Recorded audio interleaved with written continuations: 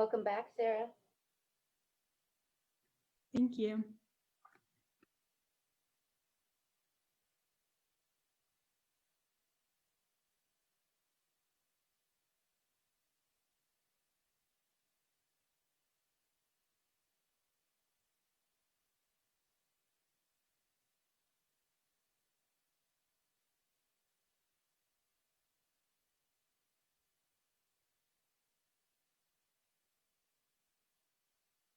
Welcome back, Andrew.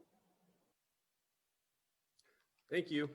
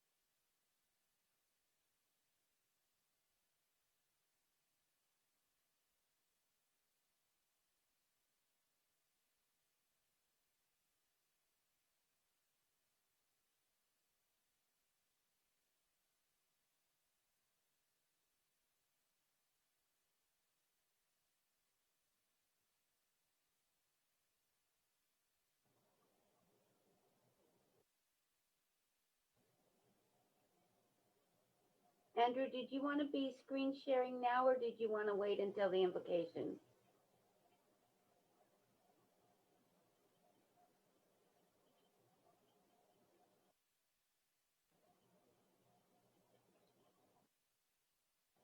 I gave you a thumbs up on my camera's off.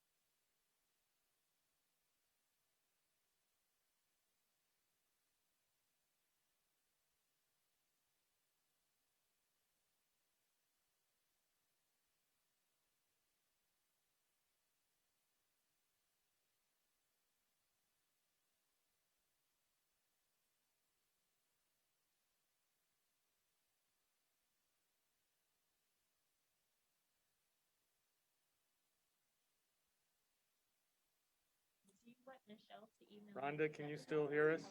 I can still hear you. Good morning, Supervisor Wasserman. Good morning, Rhonda. It's going to be a great day. It absolutely surely is.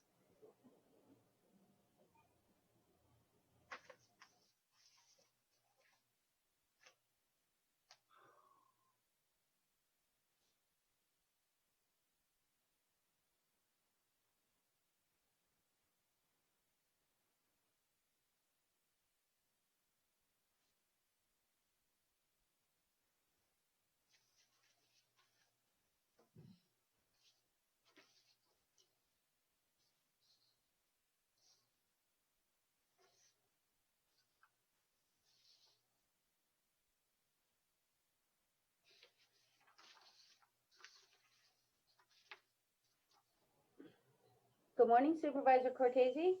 Good morning. Have a great meeting. Thanks, Rhonda.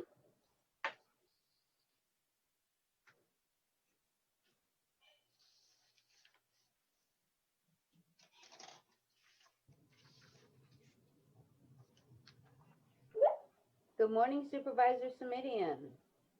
Good morning, Rhonda. Can you hear me loud and clear? I can hear you loud and clear. Thank you, ma'am. Thanks for your help. Take care. Good morning, everyone.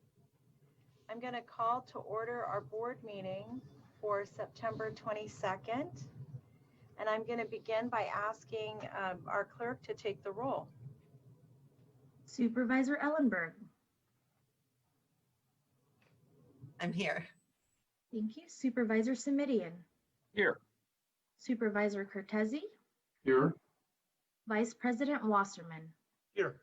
And President Chavez. Here. Thank you. You have a quorum. Thank you very much. We're now going to move to the Pledge of Allegiance. I'm going to turn to Supervisor Wasserman to lead us. Please stand if you're able. Thank you, Madam President. I pledge allegiance to the flag of the United States of America and to the republic for which it stands, one nation, under God, indivisible, with liberty and justice for all.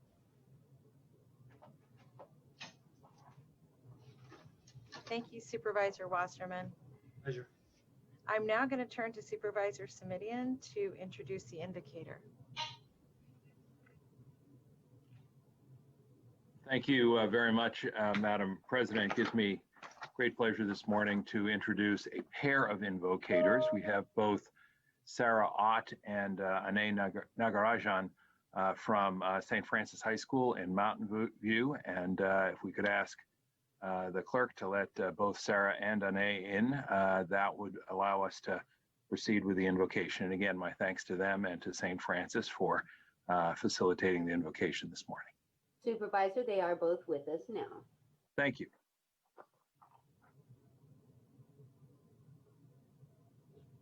Let us remember we are in the presence of God. In the name of the Father, and of the Son, and of the Holy Spirit. Amen. Lord, make me an instrument of your peace. Where there is hatred, let me sow love. Where there is injury, pardon. Where there is doubt, faith. Where there is despair, hope. Where there is darkness, light. Where there is sadness, joy. O divine Master, grant that I may not so much seek to be consoled as to console. To be understood as to understand. To be loved as to love. For it is in giving that we receive. It is in pardoning that we are pardoned. And it is in dying that we are born to eternal life. Amen. In the name of the Father, and of the Son, and the Holy Spirit. Amen. Thank you very much, both to Sarah and to Ane, and to the folks at St. Francis who facilitated their being here today. It's a real privilege to have you and to sort of begin our day in a more thoughtful and contemplative way. Thank you again. Back to you, Madam President. Thank you. Thank you, Mr. Brown, for joining us also on behalf of St. Francis. We're now going to go to our adjournments. And I wanted to begin with an adjournment that we were unable to agendize because we lost Supreme Court Justice Ruth Bader Ginsburg on Friday. As you probably all know, that from September 18th through the day that Justice Ruth Bader Ginsburg is laid to rest, the flags will be flown at half-staff throughout the United States and really around the world. There's much to say about Ruth Bader Ginsburg, and I have 12 pages of her amazing life, but what I thought I would do is just say for a moment just a few things that highlight what I think is a key strength for her, and that was being able to work with diverse people and still being able to make incredible change. But a few things of just factually about her. She was born on March 15th, 1933, to a family of shopkeepers in Brooklyn, New York. She earned a scholarship to Cornell University, and prior to that, lost both her older sister and her mother. She traveled and lived in Oklahoma and even abroad.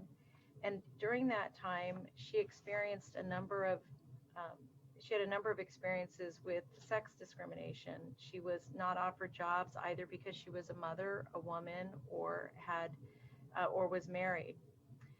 In 1956, she became one of 9 women accepted to Harvard Law School out of a class of 500. Dean Erwin Griswold asked the 9 women to justify their places at the school, given that they had taken the places of qualified men. While she and her husband, Martin, were both at Harvard, he was diagnosed with cancer.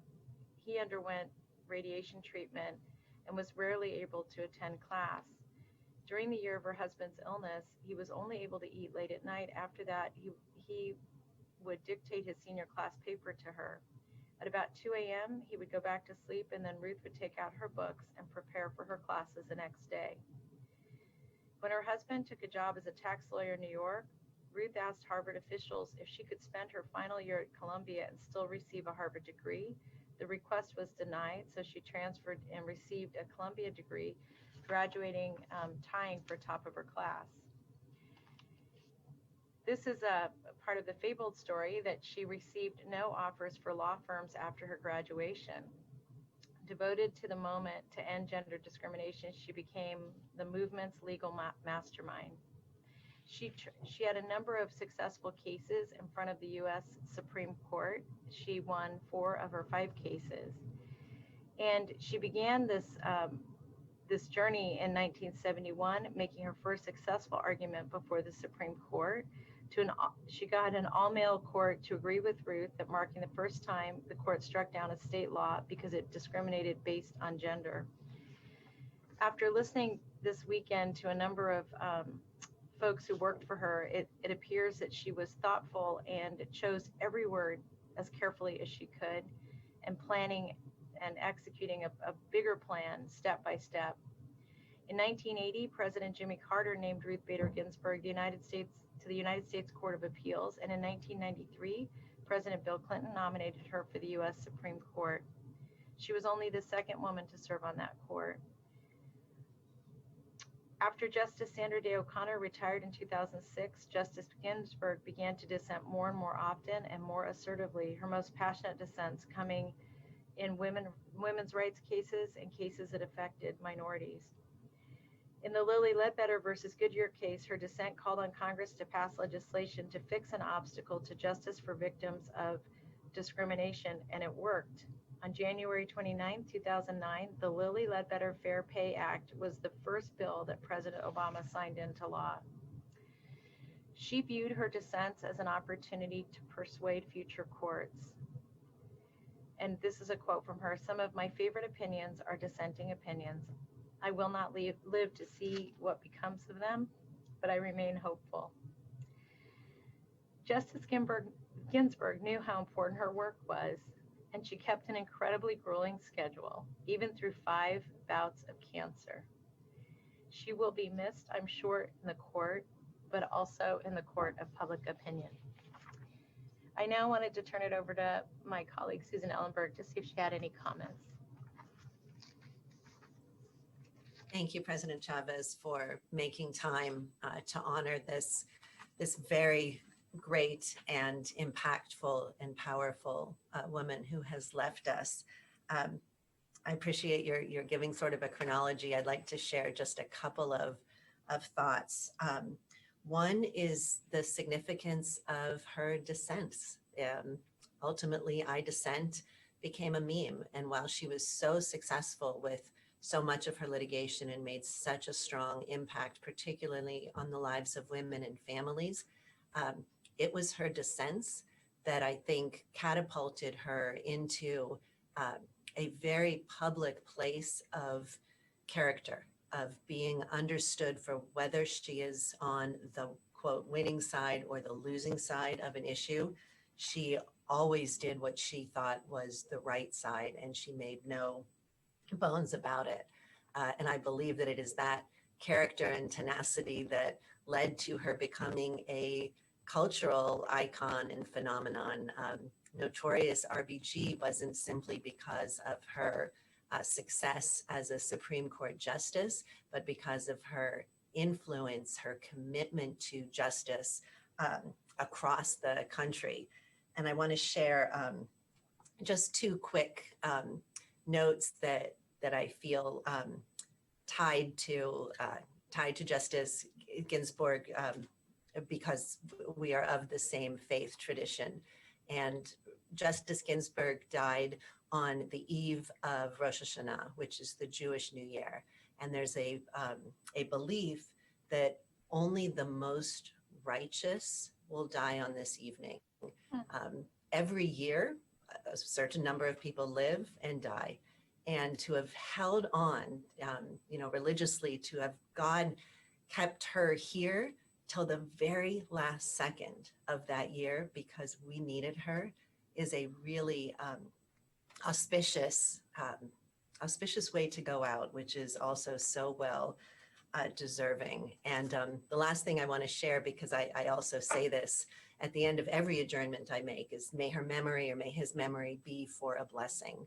And what that means is not our blessing her, the departed, but that the memory of her, the memory of what she did and what she meant, be a blessing to us, what we do going ahead and going forward. If her memory is a blessing, that means that we are acting in her footsteps, in her image, and trying to achieve even of a small fraction of the justice that she brought to the world. So thank you for giving me that time. Susan, that was lovely, and thank you for sharing that. That's incredibly good insight and important insight. I don't know if any of my other colleagues would like to chime in. All right, Susan, I'm going to turn it back over to you for 2 additional adjournments. Thank you so much. I'm always sad to be in a position to do this, but it's also an honor to be able to adjourn in memory of folks that I had the privilege of knowing personally. The first one is for Liv Ames. Liv Alterhag Ames died September 3rd, 2020, at the age of 72, peacefully at home in San Jose, following a 9-month battle with pancreatic cancer. She's survived by her husband of 42 years, Larry Ames, who is a longtime community activist, and I expect many of you know. 3 sons, Louis with wife Ginger and sons Jules and Pasquale, Logan with husband John Olson, and Leif Ames, her younger sister Marit Irvin of Norfolk, England, and her younger brother Odd Gunnar Alterhag of Oslo, Norway.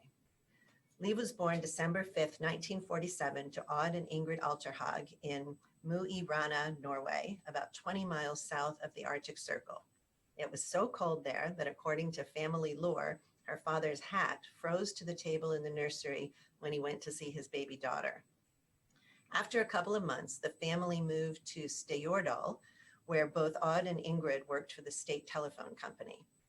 Liv went to elementary school in Stjordal, then high school and college in nearby Trondheim, graduating with a master's in chemical engineering from NTH, the Norwegian Technical University. She worked summers in Yugoslavia and the Netherlands, and also worked as an au pair in London to improve her English. After graduation, she went to Paris for a year on scholarship to learn French, and then returned to Norway and worked at a hospital. Liv, however, found life too quiet and sedate in Norway, and so in 1976, she came to the United States, despite all the warnings on TV and in the movies of a violent America, to accept a job offer in the microbiology lab at University of Wisconsin at Madison. She met Larry when she and some coworkers attended a party thrown by a group of physics graduate students. They got married in Wisconsin in 1977, 2 weeks before she'd have to return to Norway due to an expired visa. Larry completed his PhD in 1979, and they jumped at the opportunity to leave the cold, and Larry accepted a job offer in Cupertino. Liv quickly found a chemical engineering job working at Collagen Corporation in Palo Alto, helping with lab tests for FDA approval of the new cosmetic compound. She returned to work after the birth of her first son, but remained home as a full-time mom when second son Logan arrived. Here is a quick list that I will call what Liz loved. Liz loved biking. During one college break, she biked from Trondheim to Idesval, roughly 300 miles in a 10,000-foot climb through the Norwegian mountains on a 2-speed bike. Later, she joined Larry on numerous bike vacations, including a 600-mile tour of New England, a trip from Vancouver to Portland, Minneapolis to Milwaukee, and Pittsburgh to DC, as well as numerous California rides and a bike tour of Italy. On her 72nd birthday, she went on a 25-mile evening ride to attend a bike club party. Liv loved cross-country skiing. In Wisconsin, she could ski for months, even in the local city parks. In California, she was limited to once or twice a year to Yosemite or Tahoe. Liv loved exploring. She visited all 50 US states and over 24 countries in Europe, Asia, and the Americas. Liv loved nature, exploring it, working to preserve it, and teaching others about it. She volunteered for the Mid-Penn Regional Open Space District and Skyline Ridge Open Space Preserve as a nature-centered docent and as a leader of field trips for elementary school children. Liv loved kids. Besides raising her own 3, she served as a second mom to a number of their friends and classmates. She also helped mentor refugees from Rwanda, helping them adapt to language and culture. Liv loved photography. She studied both darkroom technique and digital imaging processing. She worked for a while part-time in a mall portrait studio and then volunteered extensively for Mid-Penn Open Space Authority, League of Conservation Voters, and Green Foothills.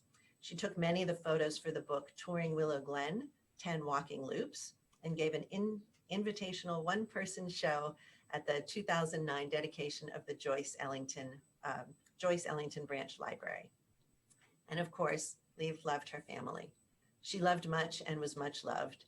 She clearly led a full and meaningful life. I enjoyed every encounter with her and always felt warmed by her smile. Larry really had a gem, and Liv is a partner. She truly will be missed. My deep condolences to Larry, their sons and families, extended family and friends, and may her memory always be for a blessing.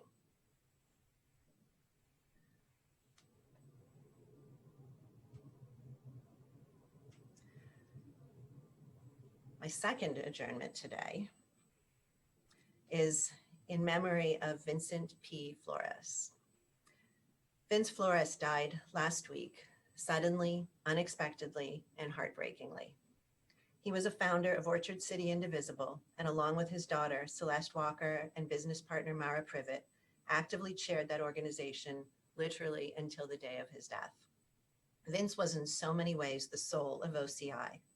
OCI was founded in the wake of the 2016 election and evolved from a group of frustrated and angry voters, many of whom had never before been politically active, and forged that group into a close community that 3.5 years later includes more than 2,000 members and draws hundreds of members and friends every single week, pre-pandemic, to share food, support causes, and most importantly, support one another.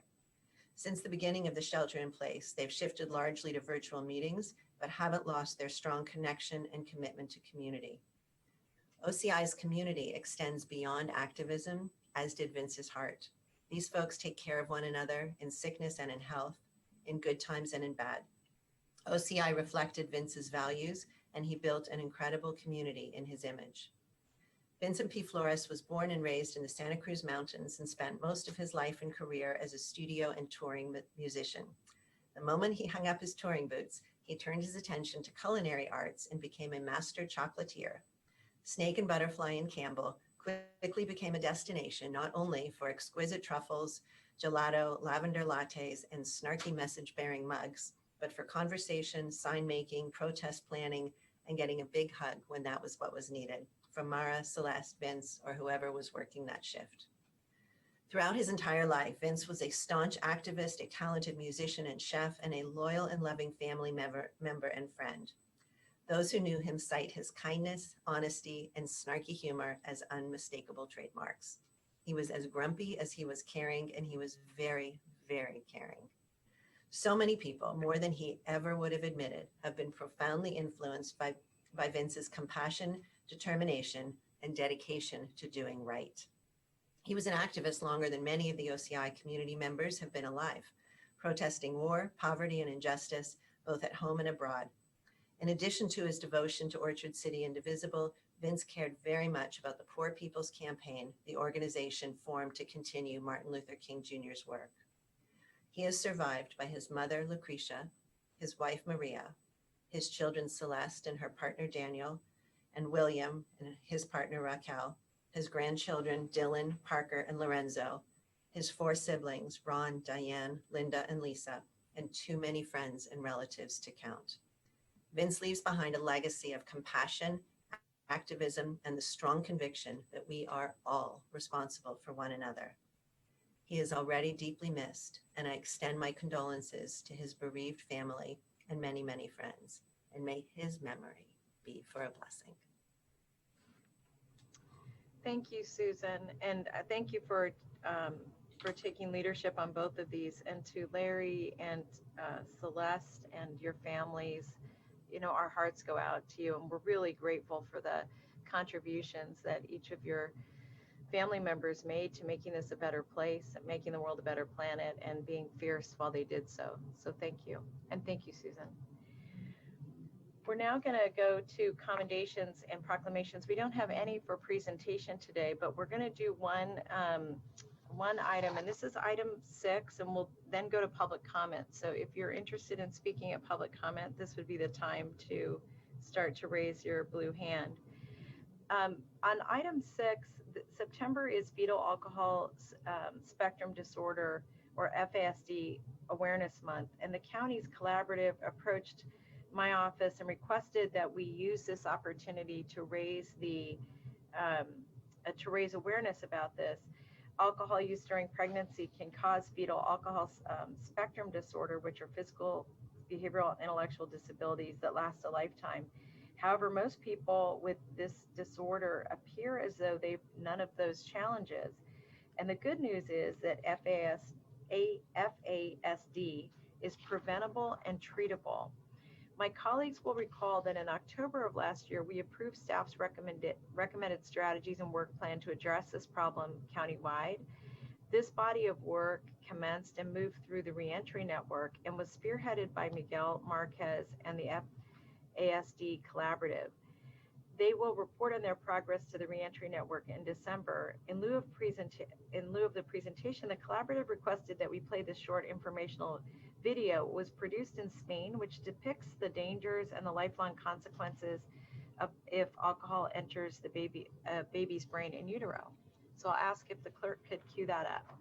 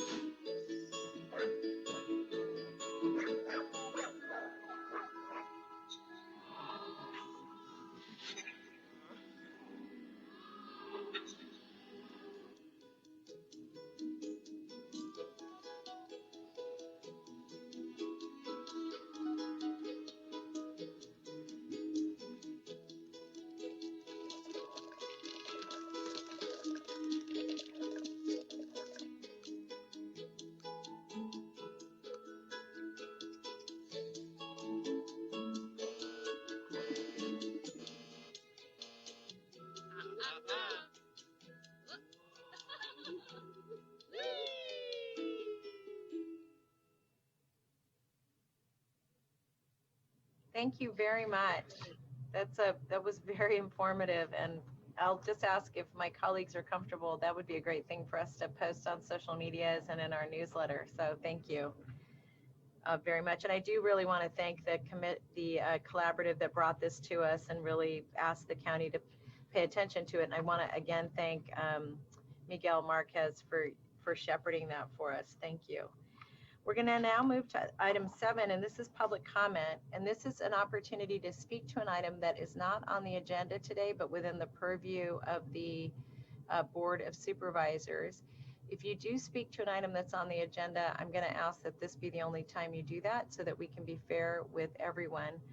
We have translators that speak both Spanish and Vietnamese. And and each person today will get 1 minute to speak, and they'll get 1 minute for the translator to translate that.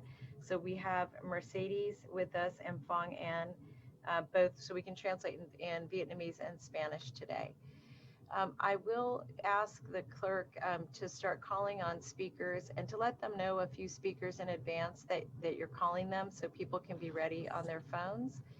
And we have a little over 30 speakers, so we'll just mindful that we're going to take the minute that we have. So I'll now turn it to the clerk to call on the public speakers. Our next speaker is Kathy Burden. I am unmuting you. Please accept the unmute. Hello? Hi. You'll have 1 minute to speak. The timer will start when you begin speaking. Hello, do you hear me? Yes. Okay, I hear you very, very low. Could somebody can speak a little higher? This is your opportunity to speak now. I am the interpreter. My need name to- is Mercedes. I'm the interpreter, but we have a very bad connection. I don't know if because the rain. What I'm going to ask is if the clerk can work with Mercedes offline, and then I'm going to ask if the clerk can ask Frank if he can be prepared to interpret while we work with the interpreter's connection. Okay, thank you. We do have Frank coming into the room. Thank you. If you can begin calling public speakers, if the clerk could begin to do that, and then you all can work on the logistics. Thank you. Kathy Burden, you are our next speaker. I'm unmuting you. Please accept the unmute. You'll have 1 minute to speak. The timer will start when you begin speaking. Can you hear me okay? Yes. Great. Thank you. My name is Kathy Burden, and I started with the county 9 months ago as an OS2 in DTAC. I'm an SEIU member, and I've been contact tracing for 3 months. And just some observations that I've had. I don't feel contact tracing is overly effective at stopping the spread, and here's why. By the time I call them with isolation instructions, it's too late. They're already ready to leave isolation. Most of mine have been sick for a week by the time I get to them, regardless of the test result speed. It's infecting everyone in the entire house. They don't want to share contacts. If I do get them, they're household, and most of them are already turning positive. They're having problems with employers, lack of sick pay, worried about being fired. The best way is the testing while you wait with immediate offer to isolate them if they're positive. And as a DSW, I don't think it's fair that I need to work all holidays. It's very stressful work, and I think we could use a break. Our next speaker is Rebecca Davis Matthews. I am unmuting you. Please accept the unmute. You'll have 1 minute to speak. The timer will start when you begin speaking. Hello, my name is Rebecca. I am a case investigator, contact tracer, and SEIU member. I came into this role because I am a disaster service worker, and as such, I have always done what is asked of me. However, I do not think that CICT should be required to work on Thanksgiving or Christmas. The question that we need to ask is not whether we can, but whether we should. These are days that are meant for families to be together, and it would be an intrusion for us to be calling them. We should also get to be with our families. CICT workers deserve to have holidays off. Thank you. There's too many people. We Our have 2 million Our people next here. speaker is Dr. Wayne Mancari. I am unmuting you. Please accept the unmute. You'll have 1 minute to speak. The timer will start when you begin speaking. Good morning. Thank you, Madam President, members of the Board of Supervisors. I'm Wayne Mancari, representing Cathedral of Faith, and it's been our privilege to serve our community here in Santa Clara for 54 years. Here's our success story. During shelter in place, our food bank has continued to operate with about 200 volunteers, serving 87,000 families and over 300 community members with over $25 million worth of food. I personally looked into many eyes full of tears and gratitude, and the headline of this story is that all this interaction for months and no cases of coronavirus. Thanks to the safe protocols we put in place, we know how to set safe guidelines and we know how to follow them, and we're asking that you would consider allowing churches to open indoors based on occupancy and square footage of the building, so that we can safely gather indoors, safely socially distance, and be able to continue our impact in the community. It's been great to partner with you all these years, and we look forward to you partnering with us. Thank you for this opportunity. And thank you in advance for partnering with us to regather soon.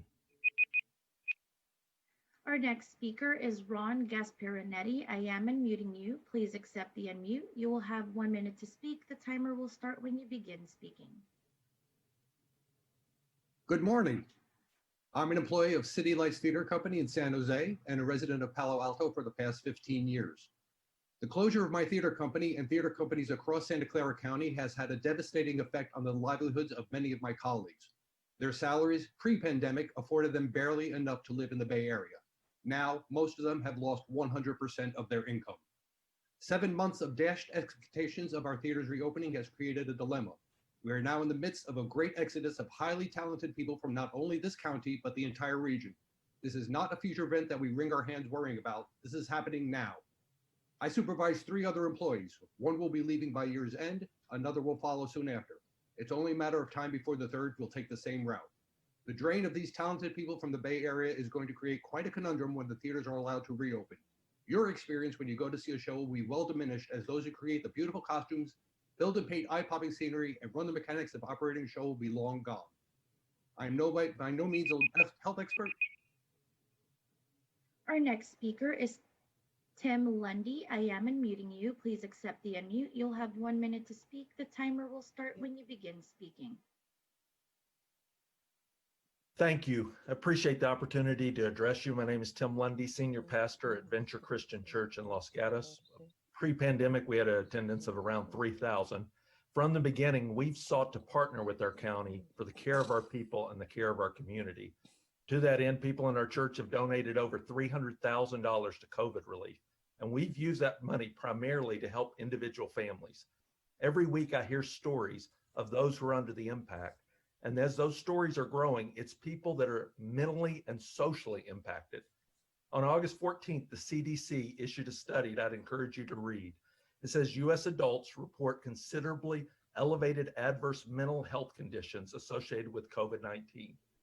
They're disproportionately worse mental health as a result of this. The church is the front line to help people in these crises. We care about our people more than anyone else. I'm asking you to recognize that this is having a devastating mental and physical impact. Allow us to open safely. Our next speaker is Ron Hansen. I am unmuting you. Please accept the unmute. You will have 1 minute to speak. The timer will start when you begin speaking. Good morning, Supervisors. I'm Ron Hansen with PACT, People Acting in Community Together. I realize that I may be sounding like a broken record. Please forgive me. In November of last year, nearly 11 months ago, this board selected the OIR group to be the Office of Custody and Law Enforcement Monitoring, or OCLEM. As of 2 days ago, this office remains crippled by the lack of an information sharing agreement with the Sheriff's Office. While it appears that the Sheriff feels no urgency in this matter, I implore this board, the County Executive, and the County Council to use whatever influence you may have to move the Sheriff to complete this agreement so that OCLEM might get on with the important job of monitoring and improving the criminal justice system within our county. Thank you. Our next speaker is Brent Turner. I am unmuting you. Please accept the unmute. You will have 1 minute to speak. The timer will start when you begin speaking. Good morning, President Chavez and supervisors. My name is Brent Turner. I'm calling with just a basic request as a Bay Area native, born and raised. We're noting in some territories throughout the Bay Area, there is an apparent inability to get water to the homeless encampments and to the people struggling. So that's my request, is that we pay special attention to this basic need of getting water to the homeless. In Redwood City, for instance, they've turned off the water supply through the public drinking faucets, I think in an attempt to move the homeless away.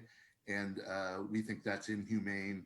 We're looking for you to provide leadership on this issue. Thank you very much for your time.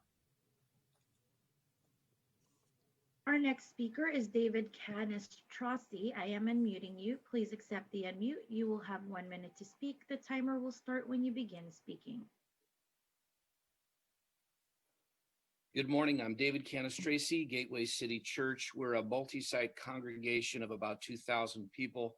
I've pastored in the county for 40 years, and I also lead Gateway Community Outreach that serves schools, the houseless, and immigrant populations.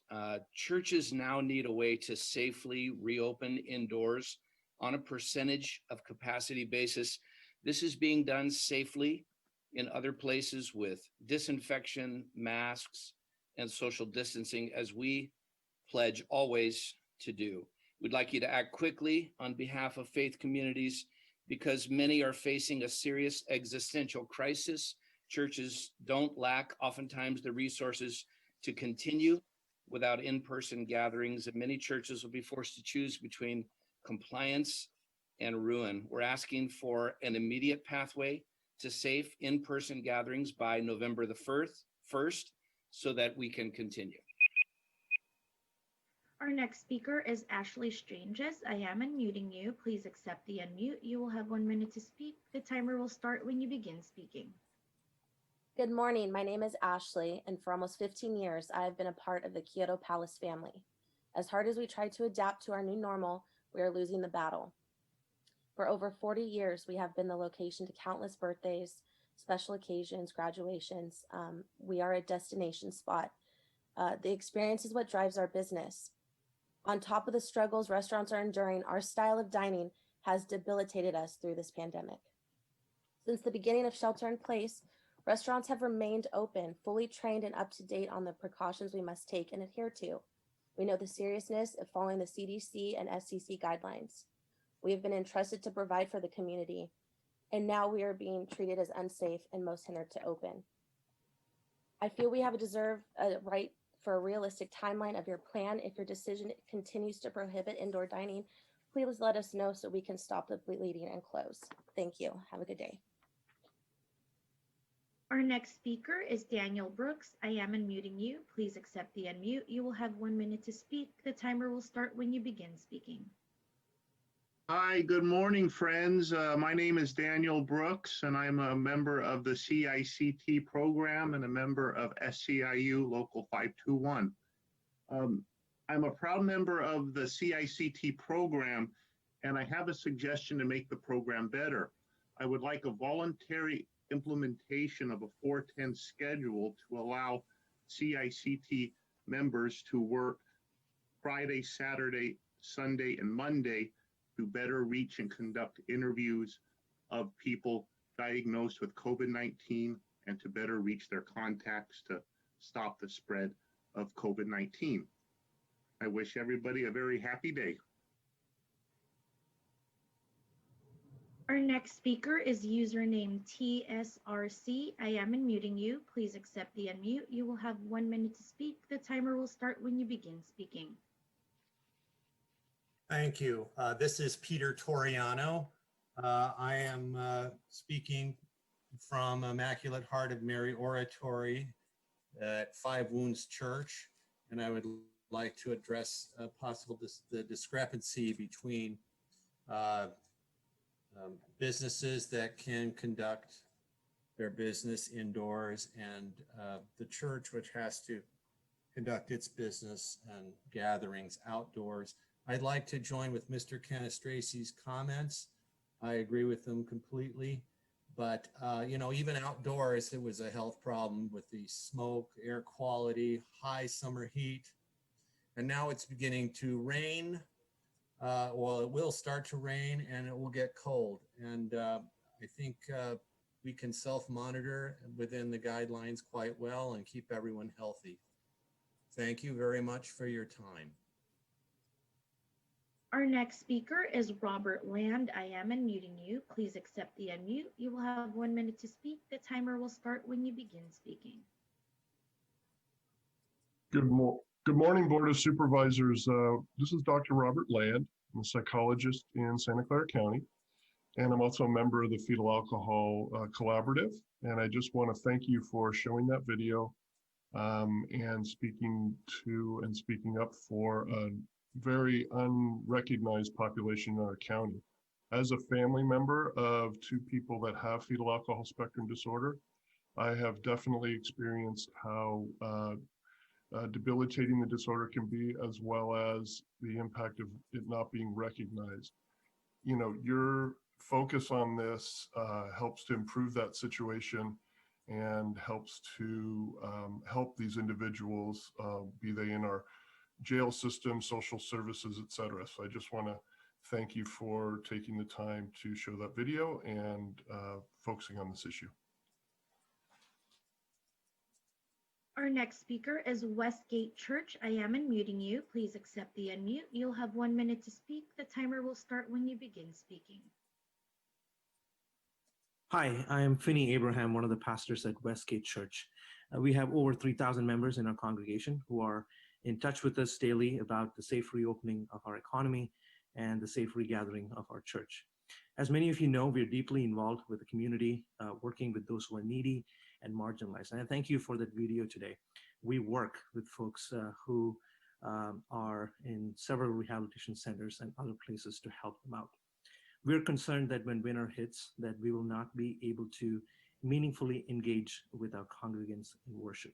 And the work that we do continues even in the midst of a pandemic because it keeps us all safe and brings inclusion to our journey of recovery. So I urge you all to take a look at the 4-point strategy we submitted yesterday to all the supervisors and to use it as a metric to increase the percentage of people who can gather indoors for worship so that we can continue to do the work that we do in the community. Thank you for your time.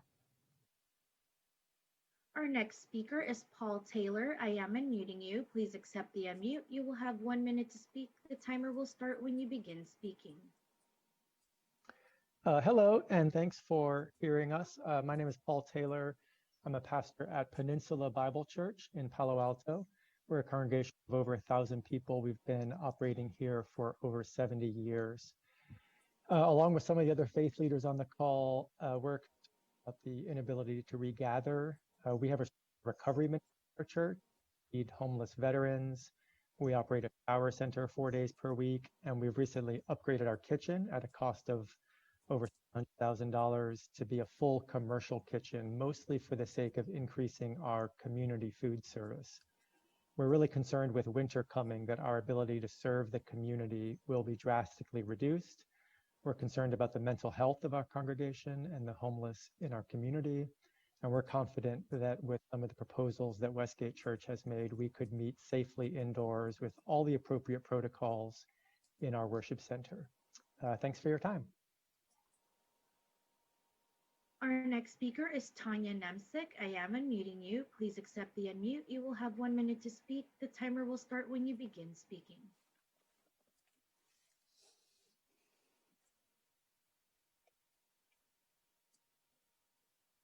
Tanya, you're muted. Hi, yes. Can you hear me now? Yes, we can. As a survivor of human trafficking and sexual assault, my heart goes out to the children that are in our school districts that are being sexually exploited, and the schools are turning their backs on these children. The teachers need trauma-informed training. The counselors and the psychologists at the school need trauma-informed training, and these children need a safe place that they can speak up and speak out about what's happening with them. This COVID situation is leaving their voices being unheard, and they're being neglected. So I'm advocating for the children at the schools to get some safe places for them. Thank you. Our next speaker is Eddie Trung. I am unmuting you. Please accept the unmute. You will have 1 minute to speak, and the timer will start when you begin speaking.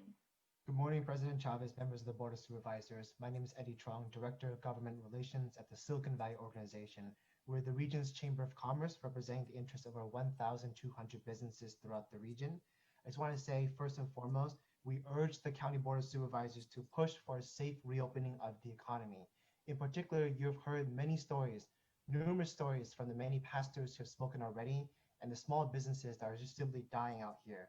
But one statistic I want to point out to you is that the job losses that have been created as a result of shelter in place are concentrated in industries that employ low-income families. According to a local survey, a phone survey by the Healing Grove Health Center, there are 14,000 families who were stable prior to COVID and are carrying a very high debt burden, and that there are many more thousands of low-income families that can go into poverty if we don't find a way to restore their jobs, and that employment is the only long-term solution. Please find a way to safely reopen the economy. Our next speaker is Renee Perez. I am unmuting you. Please accept the unmute. You'll have 1 minute to speak. The timer will start when you begin speaking. Good morning. My name is Renee Perez. I'm a current server at Ladera Grill in Morgan Hill. Can you hear me? Yes. I'm sorry.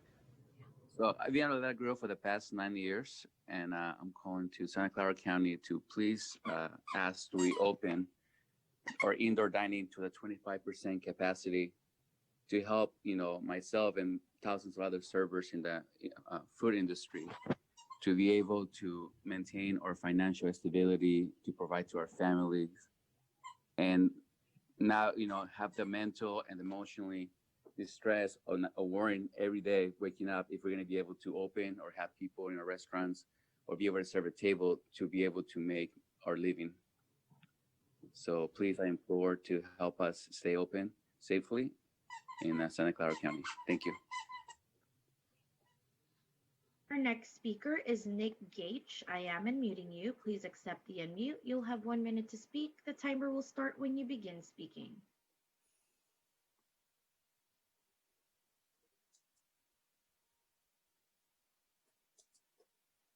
Nick, you're on mute. Good morning, and thank you for honoring my time to speak to you today. As a way of quick background and context, my name is Nick Gage, and along with my wife, my son, and his family, we own and operate a small vegan restaurant in our hometown of Morgan Hill. Please know that my statements are underscored with full recognition of the significant challenges that our nation, our county, and our city must face, as decisions to safely reopen must be balanced to meet the greater good with respect to the health and welfare for all citizens, our quality of life, and economic business viability. With that in mind, without an immediate intervention to regain a viable path for business financial stability, our family business is now in serious jeopardy of long-term survival, as the economic conditions to push ahead are now at a tipping point of no return, which brings me to my ask for you today. I'm calling on Santa Clara County to take a proactive leadership role to demonstrate pathways to safely reopening the economy, as the financial health of small business simply cannot take the extended downward trend in lost profit. The county must have trust and confidence that small businesses and places of worship, following consistent and realistic protocols, have both the wherewithal and commitment to ensure the health and welfare for their employees and customers. Our next speaker is Michael Guerra. I am unmuting you. Please accept the unmute. You'll have 1 minute to speak. The timer will start when you begin speaking. Hi, thank you. My name is Michael Guerra. I'm one of the owners of Enoteca La Storia. We've got 2 locations in Santa Clara County, one in Los Gatos that's been open for 10 years, one in San Jose that's been open for 3 years. And I'm one of the small business owners that wanted to speak to you to ask you to do some basic things. So I'm hearing common themes as I sit here and hear people talk. One of them is just basic communication. We would ask that, you don't have all the solutions, but if you could communicate with your local business and religious leaders, we would appreciate that.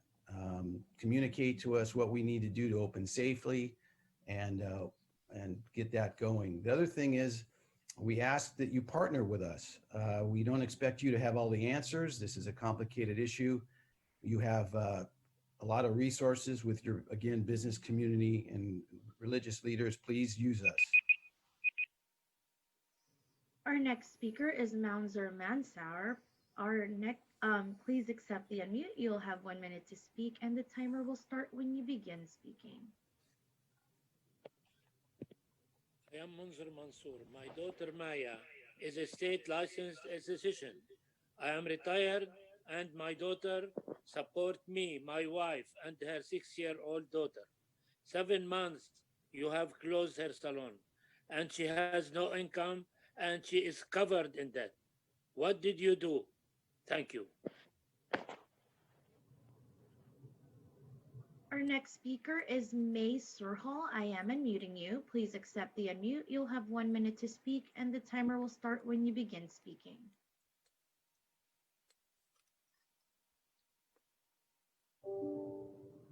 You're muted, May.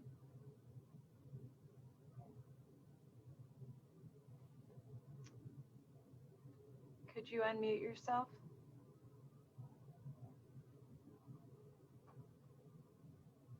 Perhaps we can go to the next speaker and try back with May.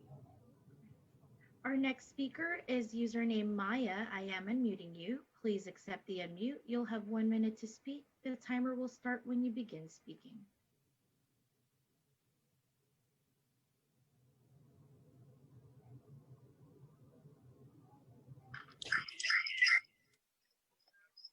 Hello. Hi, Maya. Hi. Thank you for having this meeting. Women make up more than 95% of the estheticians in our county. For 6 months, these women lost their jobs, businesses, and income. Many are sole income providers for their households. The county has identified facial services as being safe to be performed by med spas. Estheticians are licensed by the state board, following the same exact protocol, if not even more, with more diligence. We are going 7 months and we have not been classified in a tier. We are in a serious crisis, and we urge you to act immediately and allow us to reopen our doors just like med spas have done so, because we have families to feed and children. We're not asking to be treated any differently. We need to be treated just like everybody else. Thank you so much. Our next speaker is Paul Gunsky. I am unmuting you. Please accept the unmute. You'll have 1 minute to speak. The timer will start when you begin speaking. Hi, thank you for this opportunity. I can't help but reiterate much of what has been said by the previous speakers. My name's Paul Gunsky. I own family-based Cinelux theaters here in Santa Clara County and Santa Cruz County. Right now, we have reemployed our staff in Santa Cruz County, where we've safely reopened under the red tier guidelines issued by the state. We have far exceeded the state guidelines and also incorporated the health and safety guidelines established by CinemaSafe. CinemaSafe protocols were presented to Dr. Anthony Fauci by the president of our trade association, NATO. On September 13th, Dr. Fauci replied to the president of our trade association stating, quote, "Many thanks for your note. It's very helpful to me. It seems that you are proceeding in a very responsible manner. I don't see anything you describe that is incompatible with the principles that I have been espousing. Best regards, Tony." We're operating safely in Santa Cruz and certainly can do it here in Santa Clara County. Our next speaker is username Alex. I am unmuting you. Please accept the unmute. You will have 1 minute to speak. The timer will start when you begin speaking. Good morning, and thank you so much. My name is Alexander Giuliano, Director of F&B at Sushi Confidential. Please find a way to open indoor dining safely. A great mentor once told me, the minute you shake someone's hand, you change the course of their life. So always do the right thing and make sure people come first. The decisions we make today will impact our future greatly. It will have a ripple effect impacting the future of our children and grandchildren. This is not only about business and economy, but about people. All those people that were laid off and waiting for a job now. Many people have not received any unemployment since March. At Sushi Confidential, we have complied with all ever-changing CDC rules and regulations. We have provided a safe, clean, and healthy environment for both internal and external guests. Winter is quickly approaching, and that means more cost. We have to reach into the little savings we have to buy tents, coverings, and hope that people will come sit outside and dine so we can survive. Please give us a chance, a fighting chance, so we can. Our next speaker is username Dan McCranny. I am unmuting you. Please accept the unmute. You'll have 1 minute to speak. The timer will start when you begin speaking.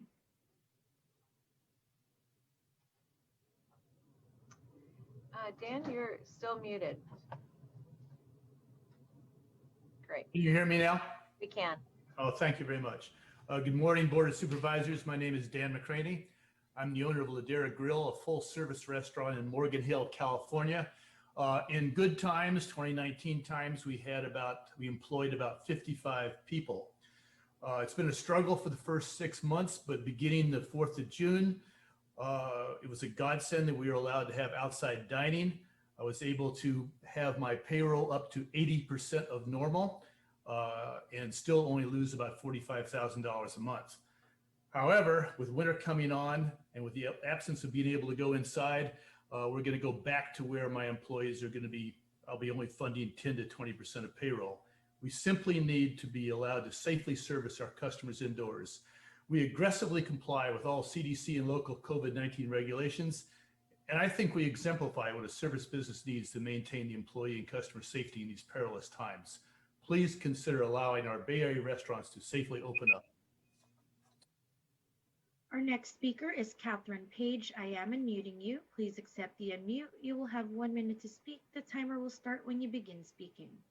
Good morning, and thanks so much. I'm speaking on behalf of fetal alcohol spectrum disorders and want to thank the county for taking on this issue.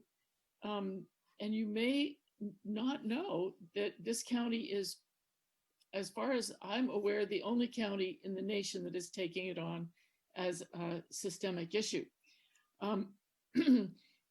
It's not as clear as it should be that 1 out of 20 people has a fetal alcohol spectrum disorder. And it's a problem of not being able to manage your life, even though your IQ may be normal and you look totally normal. So the homeless population is probably filled with people with fetal alcohol. I also want you to be aware that there is a roundtable on Thursday morning for the state getting ready to form a task force on fetal alcohol. I will send you information on that to Chavez. Thank you. Our next speaker is Scott Largent. I am unmuting you. Please accept the unmute. You will have 1 minute to speak. The timer will start when you begin speaking. Good morning, everyone. Scott Largent. Not trying to offend everybody. I'm not totally holy roller, but to me, a church is a martial arts studio for me. Other people have their other outlets and stuff like that, and I'm just shocked that people are congregating at Target, Home Depot, Lowe's, and at Walmart. Those places are about the size of some of those mega churches in Texas, and there's nothing wrong with those places being open. People need to have an outlet. And my uncle and aunt, they're very, very religious. They're Pentecostal. You take their church away for this long, you're going to have a big, big problem. And I just don't understand it. And a lot of these churches are they're the first line of defense for the homeless community. And a lot of people that are in AA and NA go to their meetings at these churches because they provide the facilities for free. So you need to start doing something. Thank you. Our next speaker is David Hibbisk. I am unmuting you. Please accept the unmute. You'll have 1 minute to speak. The timer will start when you begin speaking. Thank you very much. Hi, my name is David Hibisky, and I'm one of the pastors on the executive team of Echo Church. We have 4 locations in the Bay Area, 3 of which are located in Santa Clara County. And pre-COVID, we were in attendance on Sundays around 3,500. So from the beginning of our church in 2009, we decided that we wanted to be for our community. So even during COVID, we started a website called echocompassion.com. And during this time, we've been able to help over 10,000 people with financial assistance, grocery deliveries, and even further assistance with community organizations here in Santa Clara County.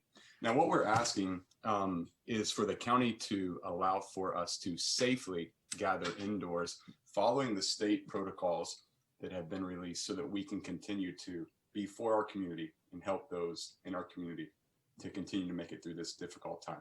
Thank you very much.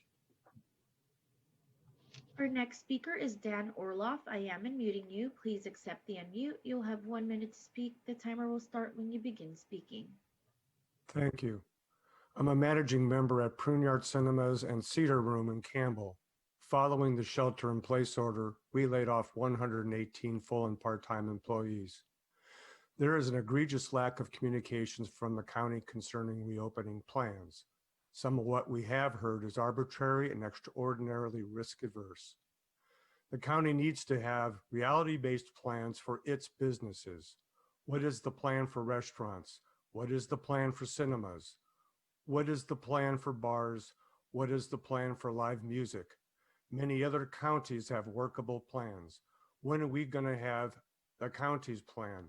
We need your plans to have a fighting chance to survive, time to prepare. There was a time Santa Clara County was ahead of the curve. Today we are behind that curve. A county that knew when it was time to shut down and shelter in place is resourceful enough to know when it's time to reopen responsibly. Now is that time. Please give us a fighting chance. Thank you. Our next speaker is Hector Moreno. I am unmuting you. Please accept the unmute. You will have 1 minute to speak. The timer will start when you begin speaking. Good morning. I'm Hector Moreno. I'm the senior pastor of the Home Church in Campbell. In 2018, the Campbell Chamber of Commerce voted our church Business of the Year for our work in the Campbell community. Approximately 300 people call Home Church home. I'm also an attorney. I was a deputy district attorney with this county for 10 years. I am and my congregation are law-abiding people who love their city and their county, and we will do what is necessary to meet safely. On behalf of our members, I'm requesting that you lift the restrictions on our indoor gatherings before November 1st because of weather. We have been meeting safely and outdoors for several weeks now. Pat Swanson is in her late 70s. She cared for our children at the church for over 30 years. She lives alone and travels a long distance to attend our Sunday morning outdoor service. She wears her mask and practices social distancing during the service. 2 weekends ago, we had to cancel our outdoor service due to the very poor air quality. When Pat showed up wearing her mask, it was heartbreaking to have to send her away. She left practically in tears. This experience will become the norm if the ban on indoor worship is not lifted. Thank you very much. Our next speaker is Talia Swing Chang. I am unmuting you. Please accept the unmute. You'll have 1 minute to speak. The timer will start when you begin speaking. Hi, my name is Talia, and I have been in the restaurant industry for 17 years.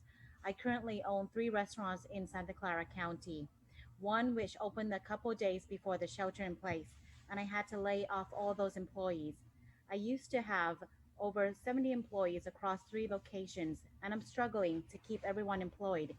My employees are also struggling because they rely on tips to survive, tips from receiving from service at the tables. Outdoor dining has helped me rehire most of my employees, but not all restaurants have a nice outdoor area and are struggling. In addition, we need to rely on good weather, which has not been on our side. Heat waves, fire, and dangerous levels of air quality has jeopardized our outdoor seating, causing stress and a push for restaurants to reopen the indoor dining. We need a clear plan from the county, and we need it now while we're waiting for a safe vaccine. We need to learn how to live with COVID and reestablish our economy. Thank you. Our next speaker is Sabrina D. I am unmuting you. Please accept the unmute. You will have 1 minute to speak. The timer will start when you begin speaking. Good morning. My name is Sabrina Davis, and I am speaking on behalf of all licensed estheticians who have not been able to work. I'm here to remind the board that it's not only businesses and business owners being affected, but the families that these businesses employ. Prior to COVID-19, I was the sole provider of my family, and now I'm seriously wondering how much longer I can hold on. California is one of the strictest states when it comes to what is within the scope of practice of estheticians, and even they agree we can operate safely indoors with modifications. Santa Clara County has allowed other businesses that impose the same risk as our services to remain open during the pandemic. So we are here seeking equality. Santa Clara County has been persistent in failing to categorize estheticians in a tier in which we can reopen for over 7 months now. Us struggling families cannot wait another month for directives that are already put in place for these other businesses who are performing the same services that we do. Thank you. Our next speaker is Gail Ann Osmer. I am unmuting you. Please accept the unmute. You'll have 1 minute to speak. The timer will start when you begin speaking. Good morning. This is Gail Osmer, and I'm a member of the Santa Clara County Senior Care Commission. And I just want to give a shout out and a heartfelt thank you to all the supervisors for supporting our adult day service study and rolling over additional funding for the 2021 budget. Thank you so much. This ADS study that we've been working on for almost 4 years now is so important to our seniors. There are so many seniors that are stuck at home and need this. There's so many that are also isolated, as through this whole COVID. I just want to thank you all for your support. And I also would like to give a big shout out to Dr. Smith. Thank you so much, Dr. Smith, for your support. And you all have a great day. Thanks again. Our next speaker is Rhoda Fry. I am unmuting you. Please accept the unmute. You'll have 1 minute to speak. The timer will start when you begin speaking. Hi, Board of Supervisors. I have submitted 2 written comments with short cover letters, and I hope you can read them. A landslide at Lehigh Permanente Quarry in Cupertino is threatening Permanente Creek and downstream structures and residences, and I would like to know what you plan to do about it. Since at least 2015, quarry annual reports noted an unstable hill slope at Lehigh. The 2018 report notes multiple erosion control issues. 2019 report cites multiple safety concerns. The county and water board failed to take action until each issued a notice of violation for sediment polluting Permanente Creek in 2019. Consequently, the county is also culpable for sediment reaching our creek, which leads to the San Francisco Bay estuary. But more importantly, the water boards have stated that there are potentially significant health and safety concerns. Even a county report talks about hazards to structures and residents downstream. Now, with this health and safety hazard, what are we going to do to avert a serious disaster? Thank you. Our next speaker is Andrew Palmyra. I am unmuting you. Please accept the unmute. You'll have 1 minute to speak. The timer will start when you begin speaking. Hi, my name is Andrew Palmyra, and I wanted to make comments regarding reopening restaurants at 25% capacity. I am representing Scott Seafood as an employee of the hospitality industry. Like many of my fellow colleagues of this very industry, I have felt the overwhelming sense of frustration and discouragement as we all endure this challenging time. But hope, trust, and leadership is the foundation from where we draw our strength to continue to believe we can get through this together. Right now, we are asking for a collective trust so we can have the opportunity to give hope to all our employees that we will be able to offer them some kind of stability for our livelihood. We are asking for your leadership to help make this possible. I support a safe reopening of the economy and ask the county supervisors to open indoor dining at 25%, consistent with the state guidelines in the red tier. Our county needs this, we all do. Thank you for your time. Our next speaker is Trina Moram. I am unmuting you. Please accept the unmute. You'll have 1 minute to speak. The timer will start when you begin speaking. Good morning, everyone. To the board, I come to you as a case investigator and contact tracer. I recently had an experience trying to reach a patient over the phone to let him know he had tested positive. When I reached his nephew, and his nephew advised me that his uncle had passed away 2 days prior with a major heart attack. He asked if I was calling because his uncle tested positive for COVID, and I said yes, but I can't begin to tell you how this affected me, and in my communication with him, it's very sad. My body was full of chills, and I was almost in tears. Please try to figure something out to help us with these circumstances we are dealing with. Thank you. Our next speaker is Kelsey O'Day. I am unmuting you. Please accept the unmute. You'll have 1 minute to speak. The timer will start when you begin speaking. Hello, everyone. My name is Kelsey. I'm representing Orange Theory Fitness, downtown San Jose, and Rose Garden. We service over 1,500 members in the San Jose area. We've been closed for 7 months with no revenue coming in. We furloughed 45 of our team members, and now we are a group of 5 trying to keep our business alive. We urge you to please reconsider the no aerobic activity clause, which prohibits aerobic activity indoors. No matter what color tier or class capacity limitations are in place, we will not be able to operate under this restriction. We think we are part of the solution, not the problem, as health and wellness is proven to decrease depression, help with weight management, and elevate endorphins. We have all the proper PPE and protocols in place to ensure member safety. We want to bring life back into the community, but we can't with the restrictions of the no aerobic activity clause. That is the essence of what Orange Theory is, and without it, we will be forced to close. Thank you for listening. Our next speaker is Katrina Parson. I am unmuting you. Please accept the unmute. You'll have 1 minute to speak, and the timer will start when you begin speaking. Thank you. My name is Katrina Parson, and I work at Ladera Grill. Today is the first day of fall, but this year it will represent the fall of the restaurant industry if we don't safely allow indoor dining. We're just one of 4,785 restaurants located within Santa Clara County. That's over 200,000 families in your county that will go hungry this fall and winter if you don't safely reopen restaurants before the rain and the cold weather is here.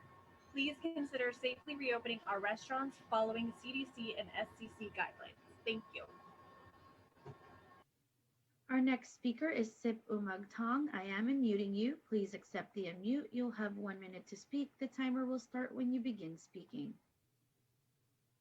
Hi, my name is Cipriano Magtang. I'm part of the estheticians group in Santa Clara County. Our county moved from purple to red and announced that personal care services can now be performed indoors, but estheticians will not be able to work since there's still the service on the face and the neck is still prohibited, and it's impossible for estheticians to work since our main scope of practice are services on the face and the neck. We are clustered with personal care services, and there's a misconception on what we do. We are not barbers nor massage therapists or nail artists. We have a different scope of practice. Estheticians offer facial services, which med spas are also offering. Now the county is allowing all elective services, which include facials, to be performed in a healthcare facility. So there's a discrepancy there, and we hope that that you could fix the discrepancy and be fair to all the estheticians. We should be able to work again. Thank you. Our next speaker is Brian. I am unmuting you. Please accept the unmute. You'll have 1 minute to speak. The timer will start when you begin speaking. Good morning to the board. Good morning, everyone on the call. I just implore the board to have empathy towards the citizens that have sacrificed a great deal during this pandemic. I urge them to consider the pleas and everyone that has spoken, the business leaders, church leaders, to open. Life is full of risk, and we have to be responsible towards those who made sacrifices. We can open responsibly. We have to consider what's at stake if we don't open up in a timely manner. Thank you. Our next speaker is Michael Fiorillo. I am unmuting you. Please accept the unmute. You'll have 1 minute to speak. The timer will start when you begin speaking. Good morning. My name is Michael Fiorillo. My family has owned and operated Fiorillo's restaurant in Santa Clara County since 1972. In the month of March of 2020, we employed up to 38 people, and now we are down to 9. Our family has donated food to 40 homeless kids every Thursday, which is Stand Up for Kids, for the last 5 years, and if this continues, that will be in jeopardy. Knowing that COVID-19 will be a way of life going forward, as a community, we all need to work together to keep our community open, and shut down is not a solution. We are asking for Santa Clara County to establish standards for health and safety protocols to allow indoor dining to operate and allow employees to go back to work. With the upcoming weather change, without indoor dining option, we cannot exist up until the month of December, which when the weather changes. Thank you for your time. Our next speaker is Barbara Hansen. I am unmuting you. Please accept the unmute. You'll have 1 minute to speak. The timer will start when you begin speaking. Hello, this is Barbara Hanson with the Fetal Alcohol Spectrum Disorder Collaborative. I want to thank you very much for letting us talk with you today about what FASD is. We would also ask for your support to help us establish a task force at the state level about FASD. And also we are working very hard on putting legislation into special ed law in California to establish FASD as a recognized disorder to be served. Thank you so very, very much for listening to us. Our next speaker is David Clancy. I am unmuting you. Please accept the unmute. You'll have 1 minute to speak. The timer will start when you begin speaking.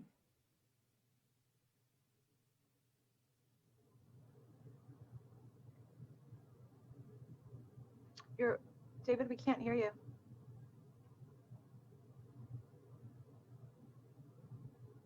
David? We'll move on to our next speaker, Madam President. Thank you. Our next speaker is Catherine Hedges. I am unmuting you. Please accept the unmute. You'll have 1 minute to speak. The timer will start when you begin speaking. Good morning, Cindy Chavez and the rest of the council. Thanks very much. I'm just sad to hear so many people begging to have the COVID restrictions softened so that they and their families and their employees can stay in business. And I worry for everyone's safety because I live in downtown San Jose. I've driven by the outdoor dining, and I don't think the patrons are going to be considerate of the staff in the restaurants. I don't know how they can be. I mean, you go to a restaurant to eat and drink and talk with your friends, and you know, people are not going to be putting their masks back on between bites or sips or whatever. They're going to be breathing and laughing and talking with people. And I don't see how it's going to be safe. Thank you. Our next speaker is Kevin Euclid. I am unmuting you. Please accept the unmute. You'll have 1 minute to speak, and the timer will start when you begin speaking. Hi, my name is Kevin Euclid. I am the owner of Loma Brewing Company. I also represent the Los Gatos Food and Wine Group that has 50 restaurants as members. We need to open up immediately because our town has a lot of businesses and restaurants that are going to have to close if we do not open in some capacity because the winter is coming. One thing that we've noticed too is that our neighboring counties have indoor dining, and not only will our patrons start going there, but our employees will start heading there as well. We can't afford to lose our good employees that we have on right now. And we just hope that you guys also can come up with a plan and have better communication with us overall. The lack of communication over the past few months has been really detrimental to the mental health and well-being of our employees and all the owners within the group. So thank you for your time. Our next speaker is Ray. I am unmuting you. Looks like Ray dropped off the call. Our next speaker is LG Stylo 6. I am unmuting you. Please accept the unmute. You'll have 1 minute to speak, and the timer will start when you begin speaking.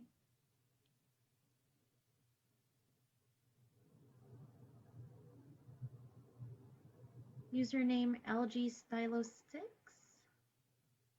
Good morning, President Chavez and Board of Supervisors. My name is Rose Luera, SEIU. As of March, I've been deployed CICT. Last week, I made a call to a case. Within 2 minutes of that call, I heard these words: "My father just died of COVID." With the pause, I was taken back. I was not trained on how to proceed. I gave my condolences to he and his family on behalf of Santa Clara County. I relayed that I would call back another time. He pleaded with me to stay on the phone and continue the interview. He said, "Please, don't hang up. I need someone to talk to." I went into action and the call lasted 55 minutes. We all know this is part of the work. I am asking Board of Supervisors to consider grief support for CIT, frontline workers and families impacted by this trauma. We also need your support to assist with time off, to be mentally healthy, to continue this work effectively for all involved. Thank you for all you do for County of Santa Clara and all its employees. Our next speaker is Angelo Heropoulos, I am unmuting you. Please accept the unmute. You'll have 1 minute to speak. The timer will start when you begin speaking. Thank you very much. My name is Angelo Heropoulos, and I currently own 3 restaurants here in Santa Clara County. Actually 2, and we're in the first phase of opening up another one in the town of Los Gatos. But everyone's done a great job saying what I wanted to say. But what I want to go into right now is just an ask of the Board of Supervisors to help us create a collaborative effort to mitigate the risk, to come up with a plan together from people in our own industry and work with county officials to come up with stuff that is sustainable, not only for our employees, but also for the guests as they come in so that they can feel safe and want to return and want to continue to come in for business. The part that doesn't make sense is that there are counties that are adjacent to us that are being allowed to open and do indoor dining. And my fear is that we're going to lose our employees and our guests to those counties. So I ask again, if there's a way for us to come up with something in a collaborative manner with the county, I would have greatly appreciated it. Thank you for the opportunity. Our next speaker is David Clancy. I am unmuting you. Please accept the unmute. You'll have 1 minute to speak. The timer will start when you begin speaking. Hi, can you hear me? Yes. Yes. Ah, great. Okay. Thank you. I appreciate the opportunity to speak. It's been 7 long months, and estheticians still aren't allowed to work in any way. This cannot continue. No business can survive being shut down for so long. Moreover, the county health officer's refusal to declare in which tier we can reopen is not only unprofessional, it's entirely unacceptable. It doesn't allow us to plan for our future and move forward in our lives. We've been in the dark for too long. Please allow us to open safely. Thank you. Our next speaker is Ray. I am unmuting you. Please accept the unmute. You'll have 1 minute to speak. The timer will start when you begin speaking. Hi, my name is Ray Romero. I'm the CEO of Siam Thai Restaurants here in Morgan Hill. We've been in business for 3.5 years, and I employ about 15 employees at my local restaurant here. What's challenging about this particular format during this meeting is having 1 minute. Being marginalized like this is pretty consistent with what these laws and all these other guidance and mandates have been forced for us to comply. I don't like that. I'm sure most other people on this call don't like that either. We want our voices to be heard. We're speaking on behalf of a number of different employees who are of very modest or lower means, and it's challenging for them, it's challenging for us. We would like you, each of you have never been marginalized as you've earned your seat to be on that board. I ask you and implore you to please use your political influence, your relationships, and any authorizations that you have as you sit in your seats to help us open our restaurants. Our next speaker is May Surhall. I am unmuting you. Please accept the unmute. You'll have 1 minute to speak. The timer will start when you begin speaking. Hi, good morning.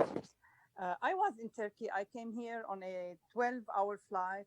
There was no social distancing in the airplane. We were sitting side by side in an enclosed space. In the airport, no one asked to see my COVID test results or asked me if I was in contact with anyone with COVID. What are you doing to stop community spread? My business has been shut down for 7 months. Thank you.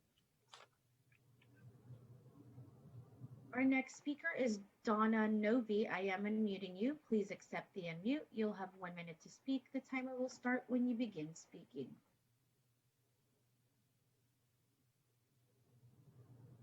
It looks like they dropped off the call. Our next speaker is Lauren Joan. I am unmuting you. Please accept the unmute. You'll have 1 minute to speak. The timer will start when you begin speaking. Good morning. I'm Lauren Texera, SEIU Assistant Chief Steward for the library. I was deployed as a CICT on May 29th. It's imperative for the CICT staff health and well-being that our full-time deployment be limited to 6 months to avoid burnout and to allow us to remain currently viable in our home department.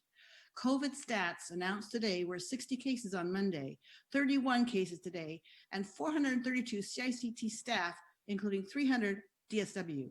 COVID can flare up into emergency numbers. That's why it's imperative that new CICT DSW staff be deployed and trained. This would allow for furloughs of previously deployed staff to go back to their home department. At the same time, would build a larger emergency CICT trained county staff force to step up in emergencies. Also, CICT staff members deserve to have holidays off. Thank you for listening. Our next speaker is Morgan. I am unmuting you. Please accept the unmute. You'll have 1 minute to speak. The timer will start when you begin speaking. Hi, I'm Morgan. I'm a manager and in charge of scheduling for a restaurant in Morgan Hill. Every day, I'm approached by staff asking for more shifts. While outdoor dining has helped us in giving more shifts to our employees, it's just not quite enough. We need to allow indoor dining so we can at least have it during this warm time. As it gets colder, if we do not have indoor dining, I fear that we'll have to not only have less shifts, but lay off more employees. Please allow us to open safely for indoor dining. Thank you. Our last and final speaker is Brian. I am unmuting you. Please accept the unmute. You'll have 1 minute to speak. The timer will start when you begin speaking.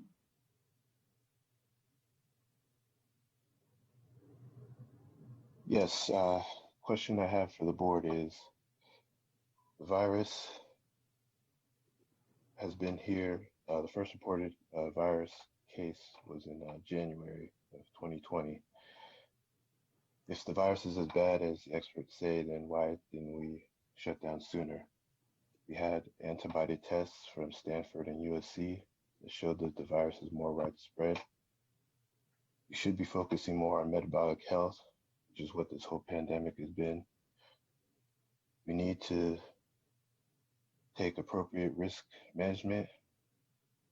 As everything we do is involved in risk, we ride airplanes, we drive cars, and we don't ban those. So we need our leaders to be responsible and allow the people that provide the engine for our economy to open, as well as our business leaders and churches. Thank you.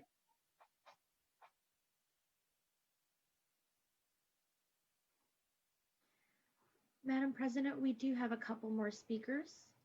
The last speaker on this item will be Catherine. Thank you. Our next speaker is Alex Holt. I am unmuting you. Please accept the unmute. You'll have 1 minute to speak. The timer will start when you begin speaking. Hello, guys. My name is Alex Holt. I'm the founder CEO of Flights Restaurant Group. We have 4 restaurants in California or in the Bay Area. California, the state of California has the strictest rules in the entire country. And we got approved to move to the red tier. And I don't understand why the county needs to step in and have stricter rules than that. It is getting to a point where businesses are going out of business left and right, and we cannot sustain this. And I just think it's plain wrong that there's all these different bodies imposing different regulations, and it's impossible as a business owner to try to keep up. Enough is enough. Open up our restaurants, give us a plan on how we can do this, or we will not survive this. Thank you. Our next speaker is Catherine Little. I am unmuting you. Please accept the unmute. You'll have 1 minute to speak. The timer will start when you begin speaking. Catherine Little, I am getting a notification that you're using an older version, so you will not be able to speak today. Moving on to Catherine. You are our next speaker. I am unmuting you. Please accept the unmute. You'll have 1 minute to speak, and the timer will start when you begin speaking.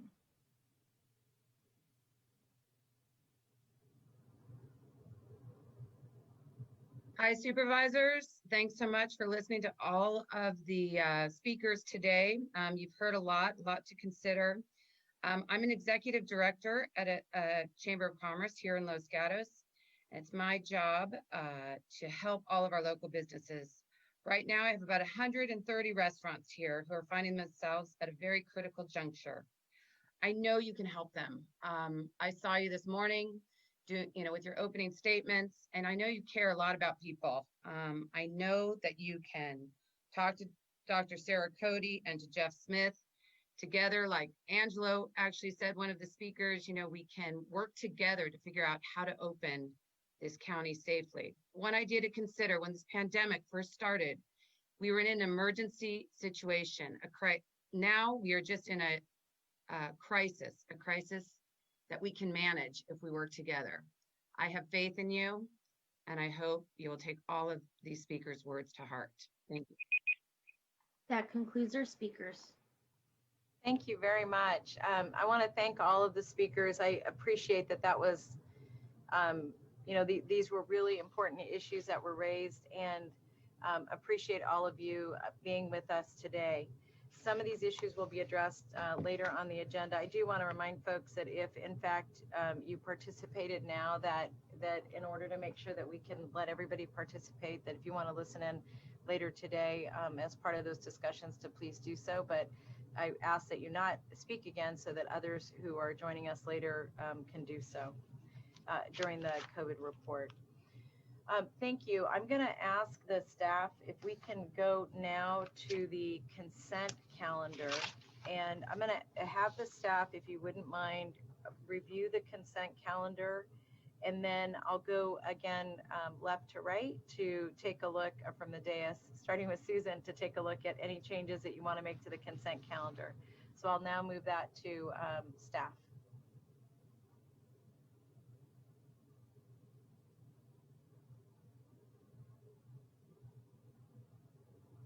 And by staff, I mean the clerk's office.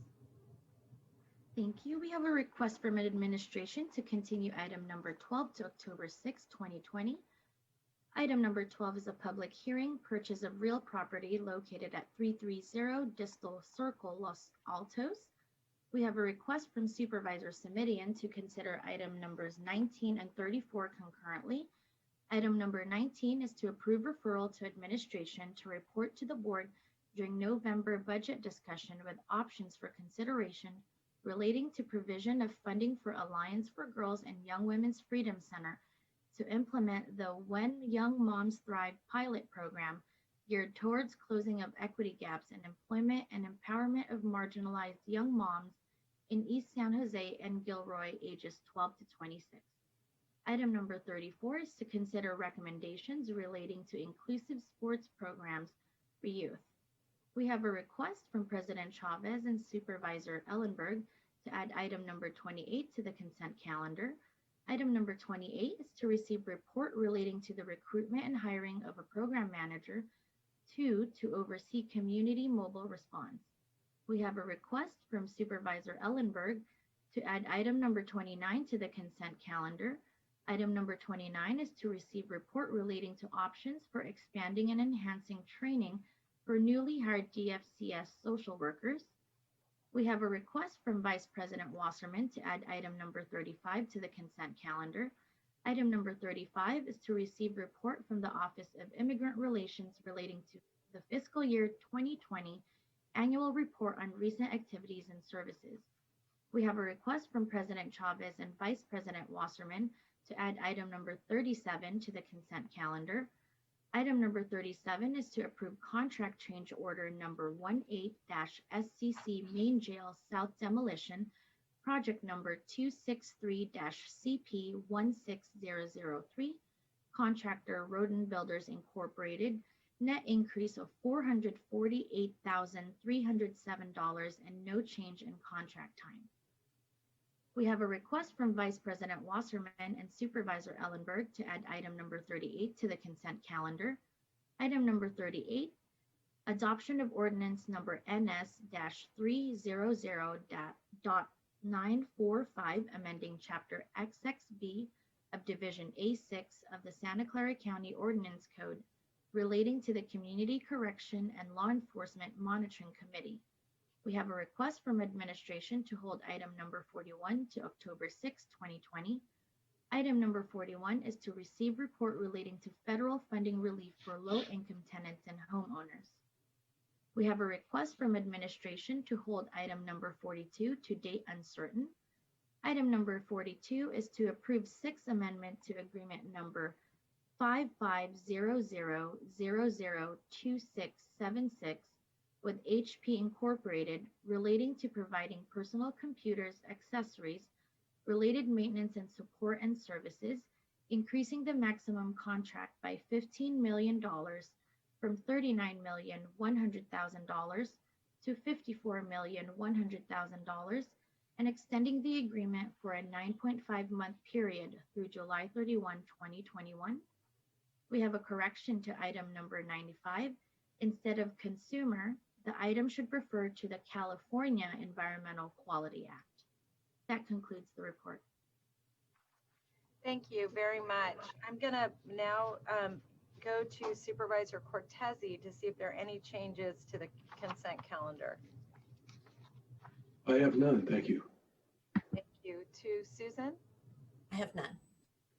Any changes, and also changes to the consent calendar or changes to the order of the agenda would be also taken at this time. Oh, then I do have a request that we hear items 17 and 18 along with the public health report, 16, 17, and 18 together, please.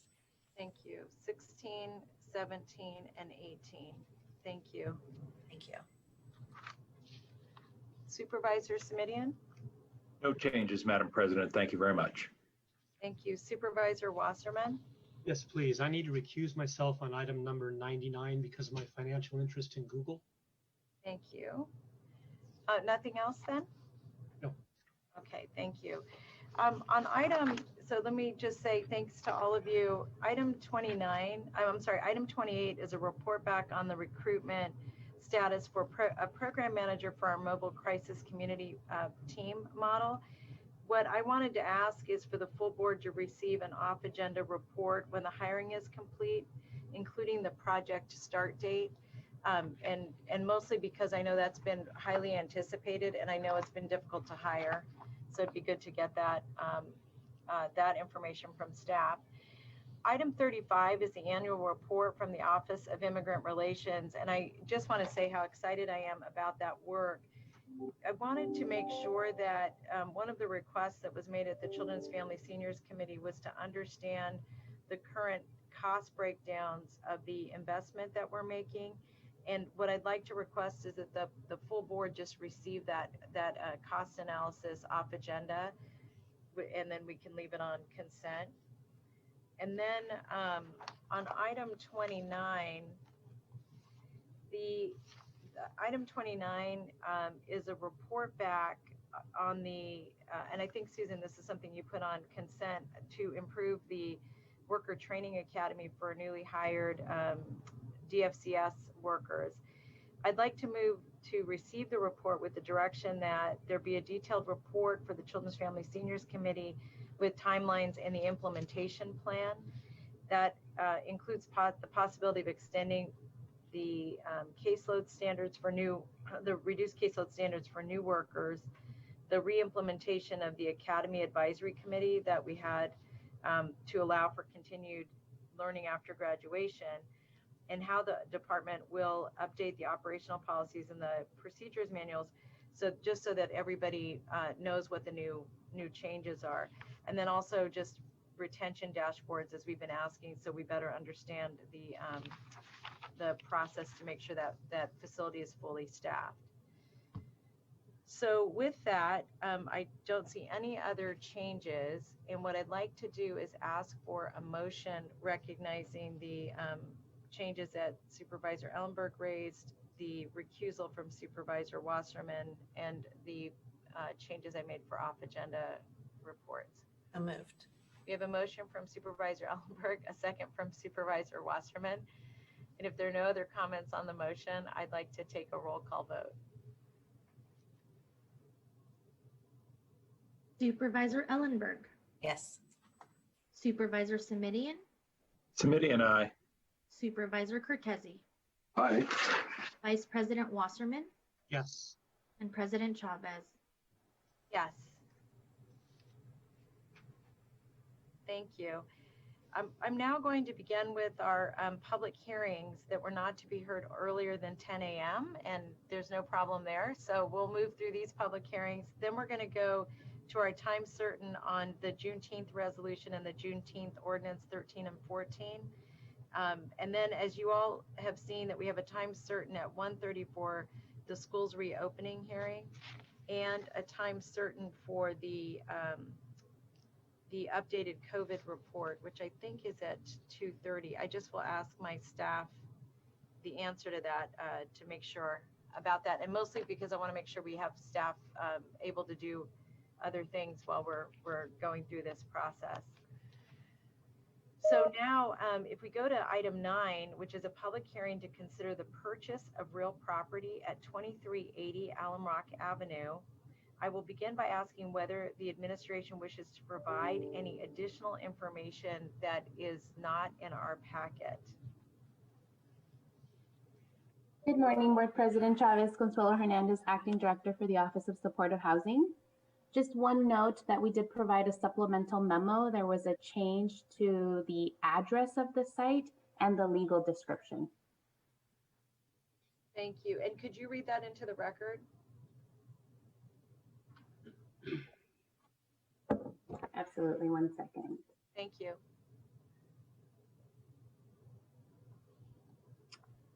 So the public hearing is to consider the purchase of real property located at 2358 Alum Rock Avenue, formerly referenced as 2380 Alum Rock, and formerly prior to that, 2348 and 2352 Alum Rock. Thank you. I'm now going to go to see if any of my colleagues have clarifying questions. Supervisor Simidian. Thank you, Madam Chair. I wonder if staff could offer some thoughts about the requested delegation of authority. I asked my office to reach out, so I hope this doesn't come as a surprise to anyone. But and I understand certainly the need for a delegation of authority for day-to-day matters, but the delegations are indefinite, as I read it, up to 79 years in the case of this particular property, and I think 87 for other properties that we're about to consider.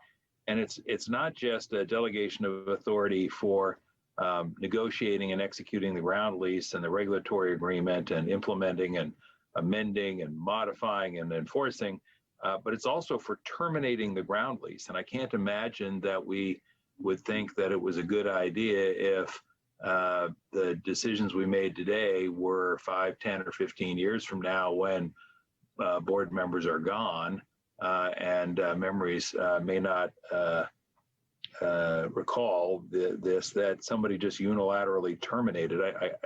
Is there a way to put some reasonable limits on the delegation of authority that would address the concerns I've just raised? Thank you, Supervisor Smith. That's a great question. We did have an opportunity to speak as a team yesterday to think through what a more reasonable time frame would be, and are willing to continue to work on that. A 15-year minimum is needed in order to allow staff to react quickly when requests come in. 15 years is the first kind of section of tax credit compliance that a developer has to meet. And I think asking for that minimum of 15 or removing language around the termination, that might help resolve some of your concerns. Well, Madam Chair, if we could go with 15 years and eliminate, if staff says it's legally permissible for our financing, and eliminating the termination, and ask, well, let it go at that. I think those two things would solve the problem if staff thinks that those can be made to work. I don't know if other colleagues are comfortable with that, but that would be my preference. I think, let me just ask if council wants to weigh in and with the two recommendations you've made, Supervisor. And I would just add one more, which is that irrespective of needing to act quickly, I think that at least the process should be to go to either Hewlett or the full board if time allows. Like, I just think that it presumes that there will be no time versus there is time. I had in fact thought about making a request for a third amendment, which would be that our board be given 45 days notice prior to any action, terminating if that was necessary. But if we can add that, that would be fine as well, just because I think, but if we've eliminated the delegation of authority, if our council and staff says that's allowable, then I'm not sure the notice requirement is there. But I do agree with you that we ought to be sending these things through committee just so that they don't get lost and forgotten with the passage of time. Thank you. Council?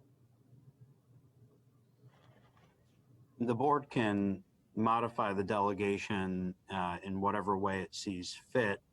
My understanding on these transactions is that the challenge involves a need to sign all sorts of kind of more administrative type documents. So I think deleting the termination altogether cabins that delegation and allows the administrative process related to these financing arrangements to move forward in a manner that then retains for the board decision making that would fundamentally affect the project.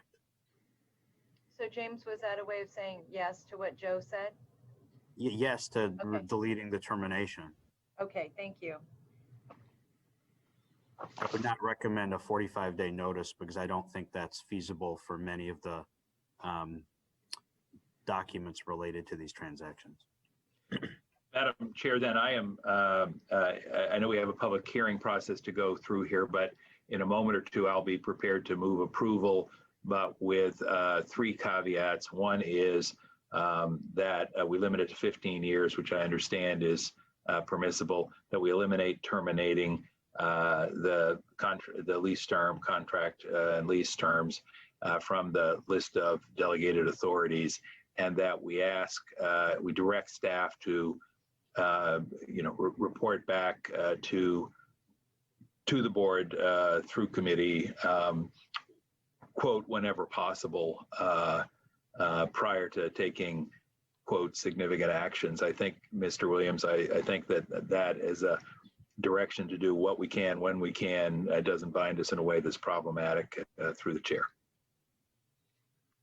Yeah, and I think maybe just adding that there should be a mechanism for updating the board. That's really there are two issues there. One is, I think what we've learned is long delegations don't serve us well. I mean, not just the same as really long leases, but as long as I would just ask staff to include a mechanism for reporting out, before or after as time avails itself. All right. So thank you for that. I don't see any other discussion or no other questions. So I'll now open the public hearing. Are there any speakers from the public on this item? I have one speaker. Yes. Oh, I'm sorry. Thank you. Madam President, how much time would you like on the timer? I think there's a time here that they're allotted because it's a public hearing. So I think it's 2 minutes. Okay. For the speakers from the public on this item. Great, thank you. Our next speaker is Catherine Hedges. I am unmuting you. Please accept the unmute. You will have 2 minutes to speak, and the timer will start when you begin speaking. Good morning, Board of Supervisors, President Chavez. I would like to support the project.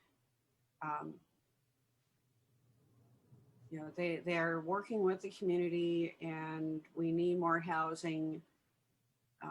There's still more phases of the project through the city of San Jose that we can use to work with them on the details of the project, but we definitely need to approve the land, and thank you very much. Thank you. That concludes our speakers.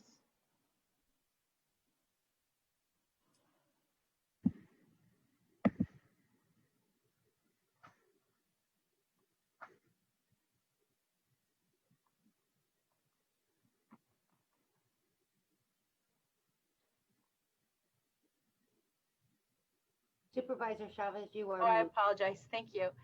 I am closing the public hearing, and the colleagues, if I see no further questions, I'm going to ask for the motion for action. And Supervisor Simitian, I'm going to go back to you. I'm happy to move approval of the recommended action on item number 9 with an amendment to the request for delegation of authority to limit the delegation of authority to 15 years, to eliminate termination from the list of delegated authorities, and to request that whenever possible, the administration bring significant changes to the board through our committee process. And finally, also to ask that the administration also just keep this board and future boards informed of significant delegations with off-agenda memos. I think that covers all of the items. Thank you. So with that, we have a motion. We have a second from Supervisor Wasserman. Is there any discussion on the motion? I'm going to ask for a roll call vote. Supervisor Ellenberg. Yes. Supervisor Simitian. Aye. Supervisor Cortese. Aye. Vice President Wasserman. Aye. And President Chavez. Yes. All right, that passes unanimously. Thank you. We're now going to go to item 10. And this is a public hearing to consider the purchase of real property at 355 Sango Court in Milpitas. We will begin by asking administration if there's anything they wish to, any additional information they wish to provide that's in addition to the materials we have in our packet. Thank you, Board President Chavez. Nothing new here. Thank you. Colleagues, do I have any questions prior to this action? Seeing none, I'm now going to open the public hearing. Do we have any public speakers on this item? We do not, so I'm going to close the public hearing. And colleagues, I'm going to just ask if there's any further comments or questions on this item. Seeing none, I'm going to ask for a motion for in B for the CEQA resolution and delegation. Move approval. We have a motion and we have a second from Supervisor Wasserman. Are there any comments on this motion? Yes, Supervisor Simitian. Let me just ask the maker and the seconder if the motion incorporates the same amendments that were offered and accepted on item number 9. Yes, it does. Thank you. Thank you for the clarification.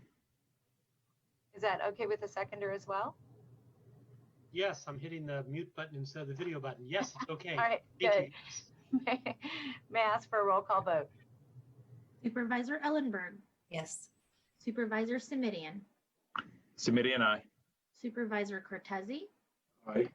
Vice President Wasserman. Aye. And President Chavez. Yes. Thank you. We have that passes unanimously. We're now going to move to item 11, and this is a public hearing to consider the purchase of real property at 333 Page Street, San Jose.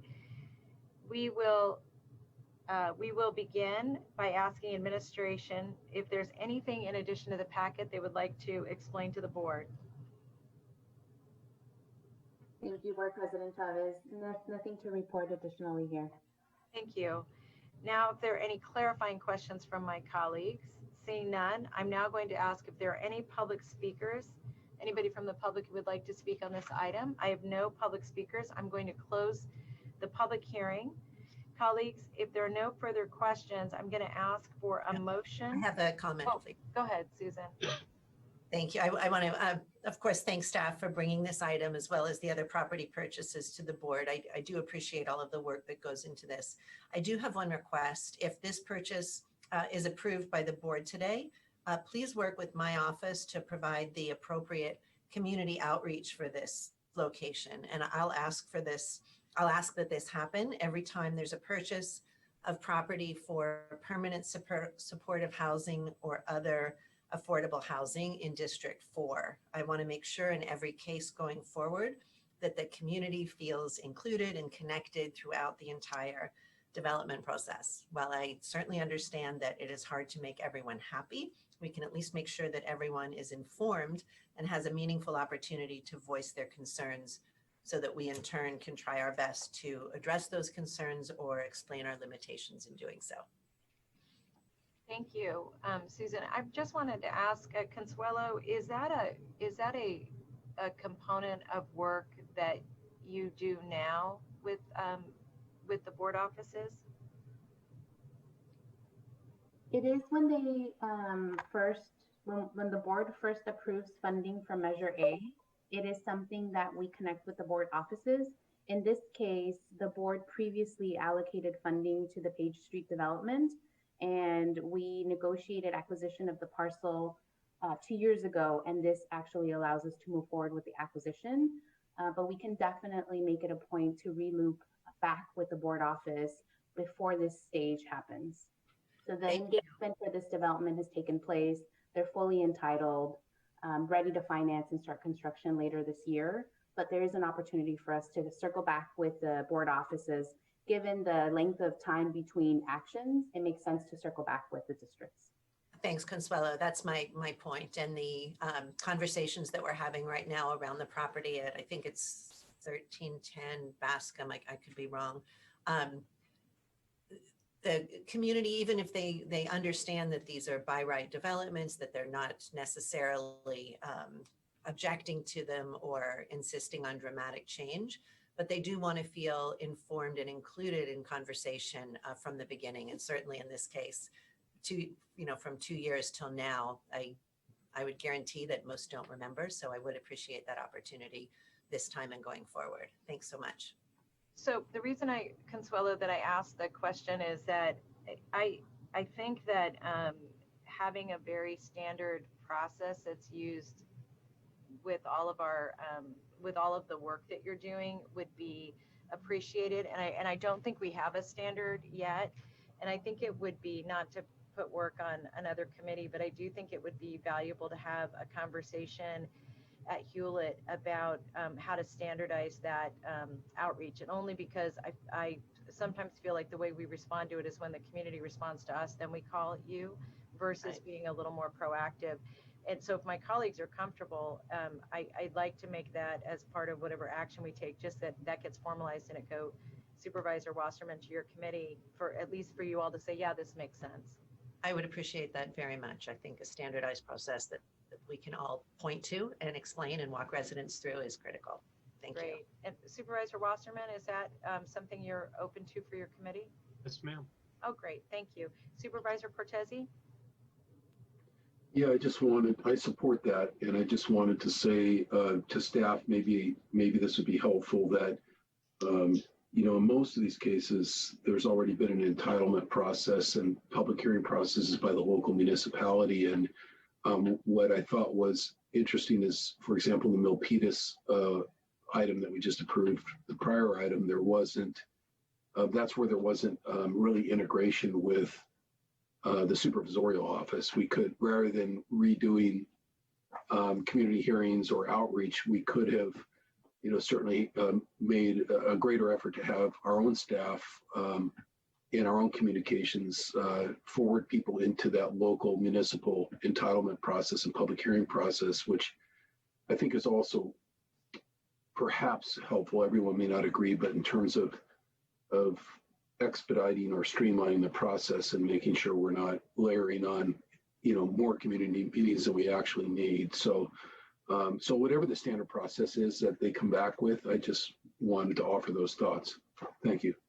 I want to support that too. I think that's an excellent point. And if we can direct people, if we know when those city meetings are going to be, assuming they're in incorporated cities, that would be very helpful. I wouldn't ask for something in addition or duplicative, but just a second level of notice, essentially.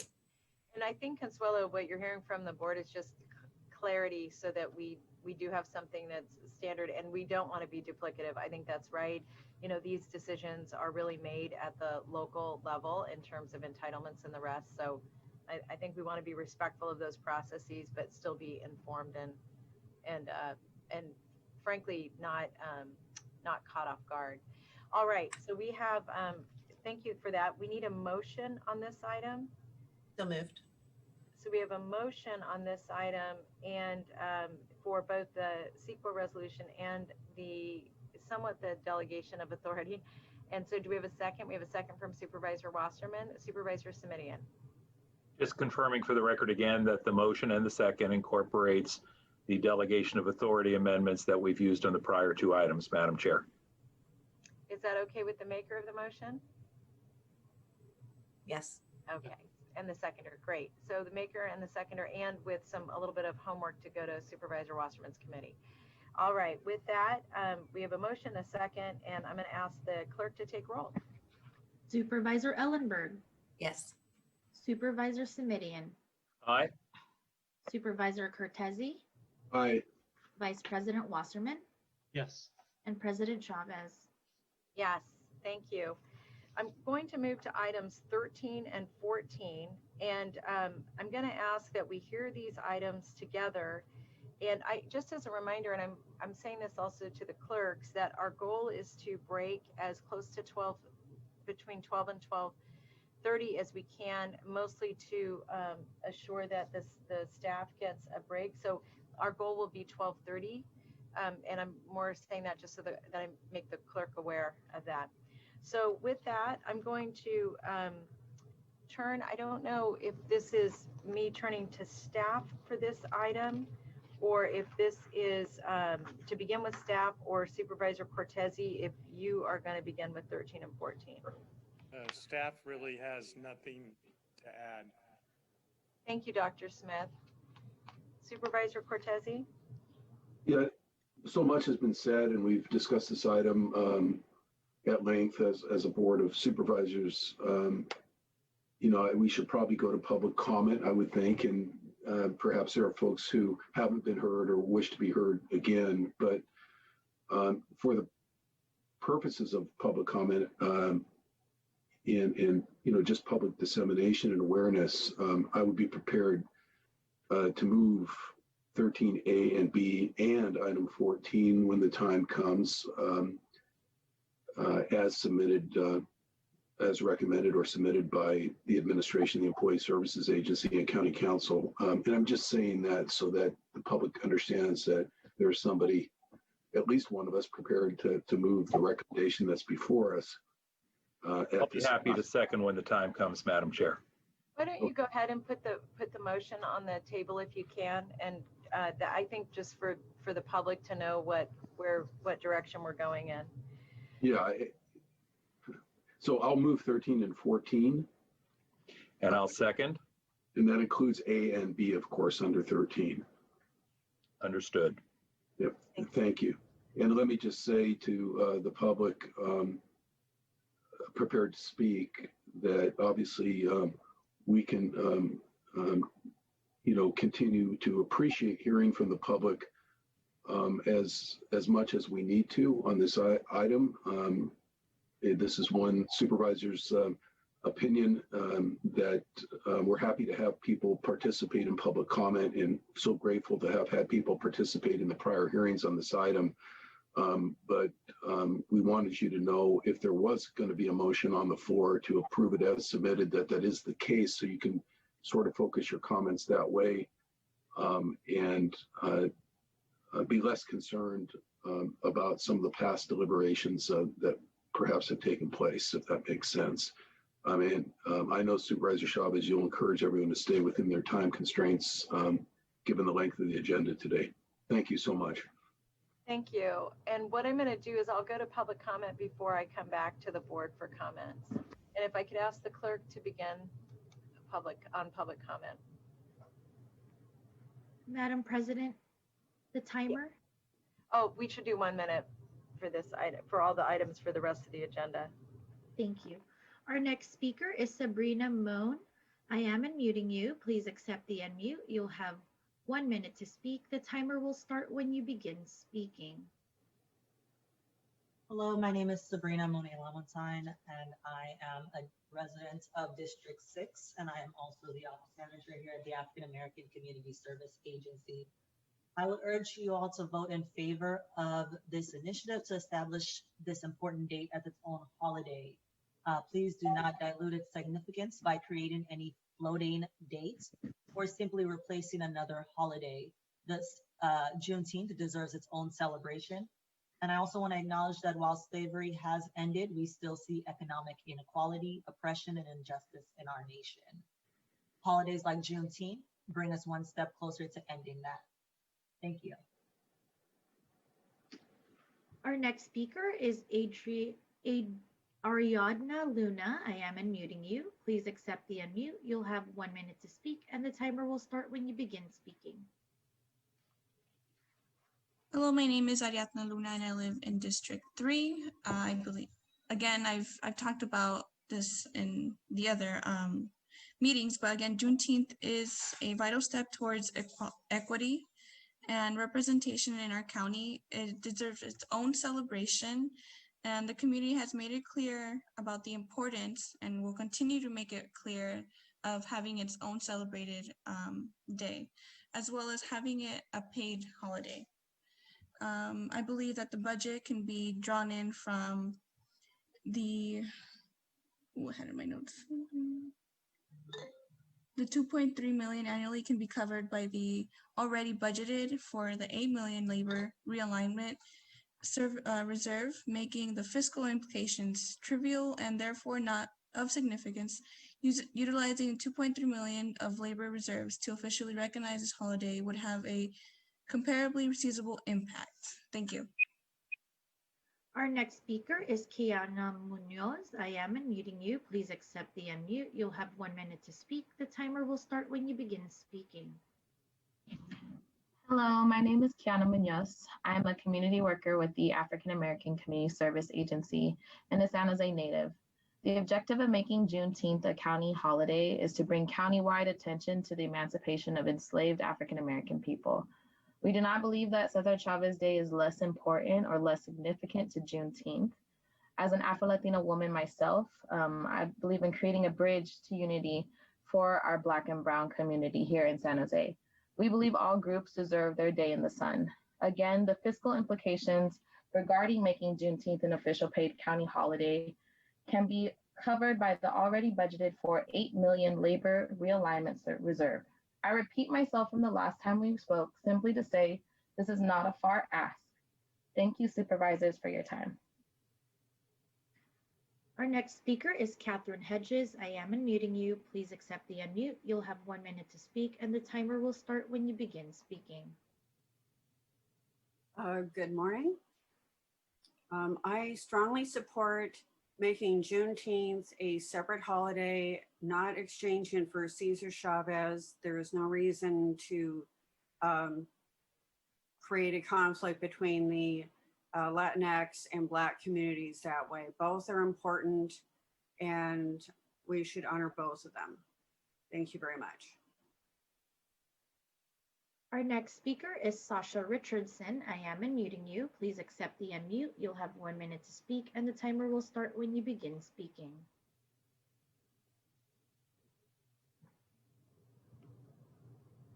Sasha?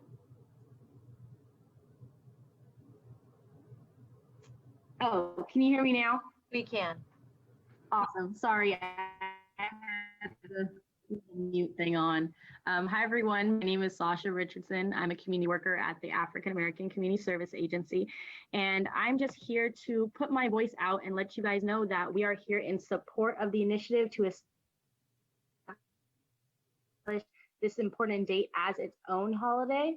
This is not something that we want to substitute as a floating date or simply be replaced with anything else. Rather, we want it to be a lot of economic inequalities and injustices within our nation. And with that being said, Juneteenth is needed to make us closer and build that strong bond and understand that the history of us is important, the history of African ancestry, the history of Black people.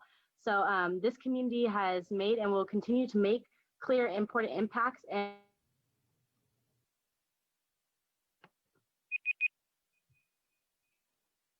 our next speaker is Richard Conda. I am unmuting you. Please accept the unmute. You'll have 1 minute to speak. The timer will start when you begin speaking. Hi, I'm Richard Conda, Executive Director of Asian Law Alliance. I'd just like to add my voice that Juneteenth is a really significant holiday for the county to observe. We know there's still systematic discrimination and racism, and certainly Juneteenth is something that we should really consider going forward. Thank you very much. Thank you. And those are all of our public speakers. I'm now going to go back to the board for deliberation and comments. And we have a motion on the floor from Supervisor Cortese, a second from Supervisor Simidian. I wanted to see if there are any additional comments, and I'll start from my left over. If there are none, I'm going to Supervisor Ellenberg and then Supervisor Simidian. I have no comments. I'm prepared to vote in favor of this item. Thank you. Supervisor Simidian? Thank you, Madam Chair and colleagues. If Supervisor Cortese is amenable, I would like to ask that the motion incorporate direction to staff to identify ways in which, as the holiday is celebrated, that it can be both publicized and used as an opportunity to provide education and public awareness about the meaning and importance of the day. Prior meetings, and I raise it again just because I think that it's important to make sure that it doesn't simply become a day off that folks don't attach some meaning to. So I'll stop there and just see if that's agreeable to the maker of the motion. Yes, through the chair, Supervisor Smitty, I am in agreement. The only thing I'd like to do is add a couple of words, which would be particularly in conjunction with the African American Community Services Agency, which has been promoting the day for 39 years, but not exclusively. Great. Are there any other comments from my colleagues? Supervisor Wasserman? Thank you. Yes, I'll be supporting it as well. I appreciate all the effort that went into the prior meeting, all the discussion, staff coming back to us, and I think we've reached a very good place. Thank you. Thank you. I wanted to just make a couple comments.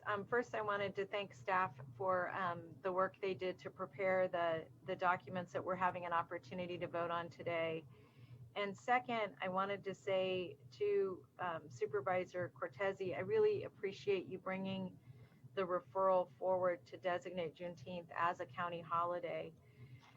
This holiday is really an important reminder that America must never forget how enslaved African Americans and their descendants have shaped and continue to shape the contributions to this nation.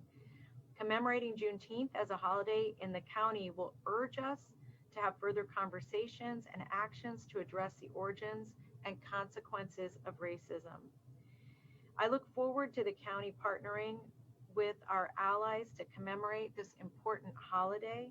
And again, I wanted to thank Supervisor Cortese for bringing this forward. So we have a motion and a second, and I'm going to ask for a roll call vote. Supervisor Ellenberg. Yes. Supervisor Simidian. Simidian, aye. Thank you. Supervisor Cortese. Aye. Vice President Wasserman.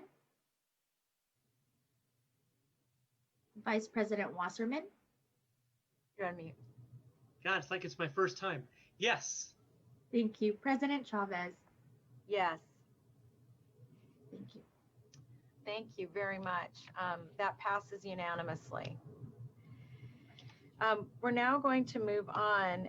We're going to skip over the schools reopening, the COVID report, the item. So we're going to skip over 15, 16, 17, and 18. We're now going to go to item 19. And I understand that Supervisor Simidian wanted to hear 19 with 34. I think there are different items, but we'll start with 19 and then we'll go to 34.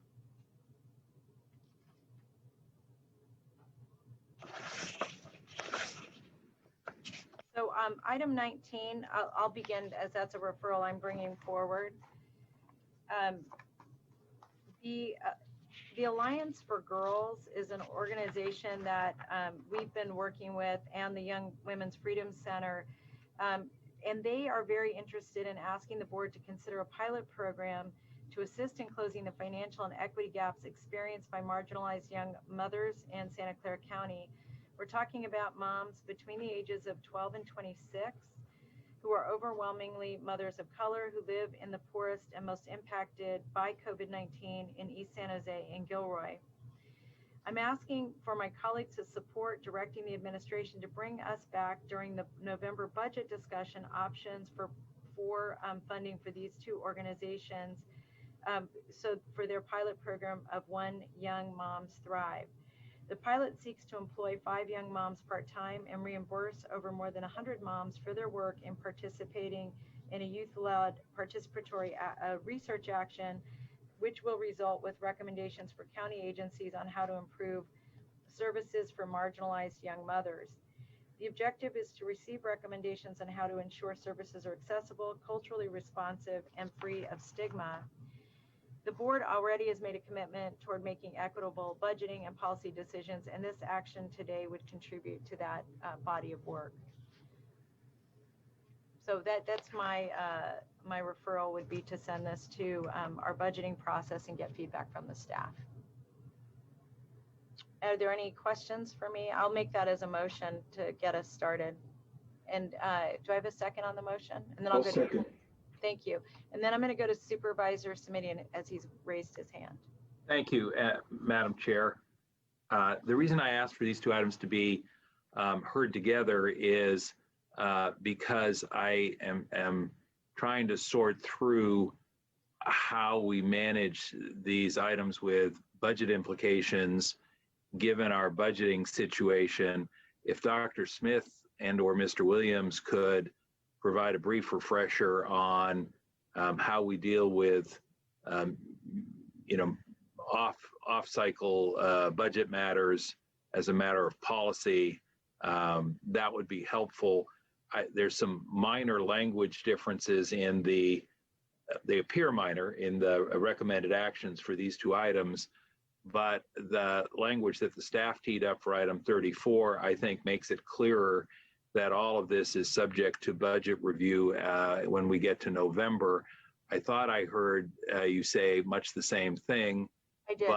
But I felt that the recommended action language was a little bit more directive. So I just, if we could hear from Dr. Smith and or Mr. Williams about mid-year. My own take on this, just to be fully transparent, is I'm inclined to think that since we're having budget meetings in November, colleagues, and February, and then May, June for the year-end budgeting exercise, that as if we're going to take up any fiscal matters from either staff or community or any member of the board, that they ought to be clustered, if you will, on sort of in those 3 budget hearings, so that we understand the budget implications of what we're working on, and that we ask staff very directly, all right, what, if we spend $1 million here, then we can't spend it there. What is it that we will not be able to fund, so that the conversations aren't taken in isolation or out of budget context? Through the chair. Yeah, and Supervisors Committee, and before the staff responds to that, I do, just for my colleagues, want to read this into the record, because I did think it was clear, but if it's not, I'm open to getting other language. This is a referral to administration to report to the board during November budget discussions with options for consideration relating. And my intent is to really very sincerely to have the discussion just the way Supervisors Committee and that you've outlined it. And given the moving budget cycle and the impacts of COVID-19, the building in the flexibility to have these discussions as we see need arrives, in my mind, is really very critical. So I want my colleagues to understand that that was the intent, and that's why the first line was written, I thought specifically, but but anyway, I just want to clarify that. Thanks. And the language in 34, which is an option provided by staff, said on that item says receive report and refer item for funding consideration during the fiscal year 2021 November budget process, full stop. I thought that was just a little clearer. I have no objection at all if we use language like that and then say, and by the way, please come with options, which I think is perhaps what you were suggesting happen as well. So That's if we could hear from staff at this point, that would be helpful, Madam Chair. Dr. Smith? Yes, Madam President, members of the board, the way we understand the referrals is that we'll come back in November during the budget process with options related to both of these items. And if there's a alternate interpretation, the board will let me know right now. But that's what we're interpreting. I would like to speak when Supervisor Smitty is finished with the chair. I am for the moment, Madam Chair. Thank you. Supervisor Ellenberg. Thank you. I appreciate and support this move of introducing new items in connection and consideration with the budget. What is distinct here is that this is an item that was approved unanimously already by our board and was supposed to have been put into the June budget. And the only reason it wasn't was because it fell into a bushel of referrals that were delayed with our permission beyond that point. And what has happened is that in anticipation of receiving the money that we committed, the Special Olympics of Northern California has already made expenditures in reliance on that compliance for the first year. So while I absolutely agree with Supervisor Simidian on any new items, I'm concerned that that doesn't work and that it essentially harms an organization to which we have already made a firm commitment. What I would propose as perhaps a compromise, given my full understanding of the dire condition of our budget, is that rather than look at the 3-year request, which is what we had approved, that we take it down to 1 year. The amount is around $500,000. Again, money that they have already advanced in anticipation of receiving these dollars. Ms. Ellenberg, you're referring to item 34? Yes, because Okay. Supervisor Simidian pulled that. Yeah, I wanted to just draw a distinction from my colleagues, for clarity, that these are distinct in that way. I understand why Supervisor Simidian wanted to hear them concurrently, but we'll be taking action on them separately because they do have separate implications. I think what you've raised is very helpful to understand, Susan. Thank you. And I want to just say that I do agree with any new items that we should do them with our budget process this year and frankly going forward. Thank you. Supervisor Cortese, and then I'll come back to Supervisor Simidian. Yeah, I just want to say I'm sympathetic to what Supervisor Ellenberg just indicated of just going on a year-to-year basis, not to say the Special Olympics are listening, that they would necessarily be threatened to be cut off year 2 or year 3, absent a major county insolvency or something like that. But I think my tendency, as some of you know, is to look at the budget in sort of in the 2 major buckets, which is ongoing costs versus one time. And, I wasn't particularly happy when we cut back, our so-called inventory item process a few months ago, as some of you know. But putting that aside for a minute, part of the reason, well, let me just finish that thought. Part of the reason was because I felt like a lot of those items tend to be one-time items and aren't really adding to any kind of a structural deficit or deficiency in the budget. So I think that's a welcome compromise for now. Frankly, I'd be willing to support 3 years because in a sense, 3 years is not ongoing either. But if it allows for more consensus on the board to go year by year, I'm willing to support that as well. Thank you. And this is on item 34 to clarify. Yeah, so no, I'm already supporting your item. I'm the second on that one. Thank you. Got it. Thank you. Supervisor Simidian?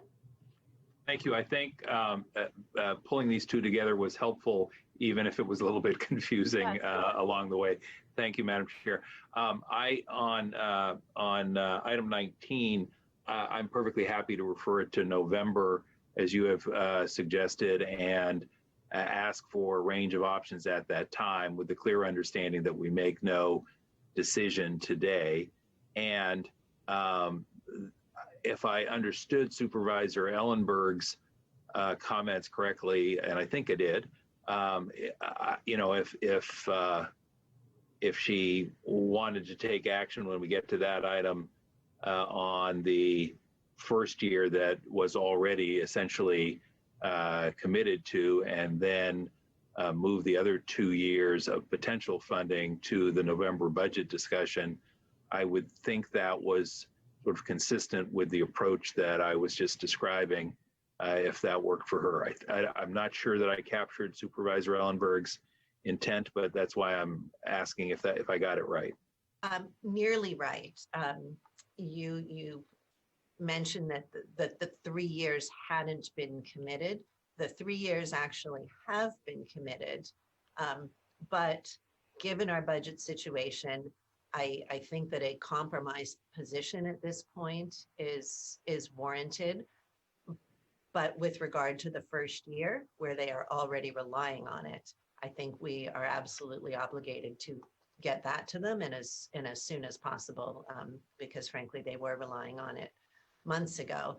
And to Supervisor Cortesi's point, I do believe, and you all agreed with me months ago, that this should become an ongoing part of our budget and not an inventory item, not something that we fund every year. If we're not going to be there, or we need to revisit this next year, I absolutely understand that circumstances necessitate that. And Yeah, through the chair, yes, I was just trying. I was being a little more technical. I understand the multiple year intentionality, and I'm expecting I'll be supporting that in November, Supervisor Ellenberg. I was just trying to distinguish between those really two very technically different items of, you know, hiring employees for the next 30 years, which is, you know, that big ongoing scaled up cost, versus something like this, which is even in a multiple year scenario is still just a grant, you know, that the board has a much easier time adjusting over time. So again, I didn't mean to sound like I would be unsupportive of a more ongoing or more lasting relationship with Special Olympics. It was just a technical point I was trying to make. Thank you. Thank you. So for the purposes of this discussion, what I'd like to do is we're going to take item 19, if that's okay, and then we'll take item 34.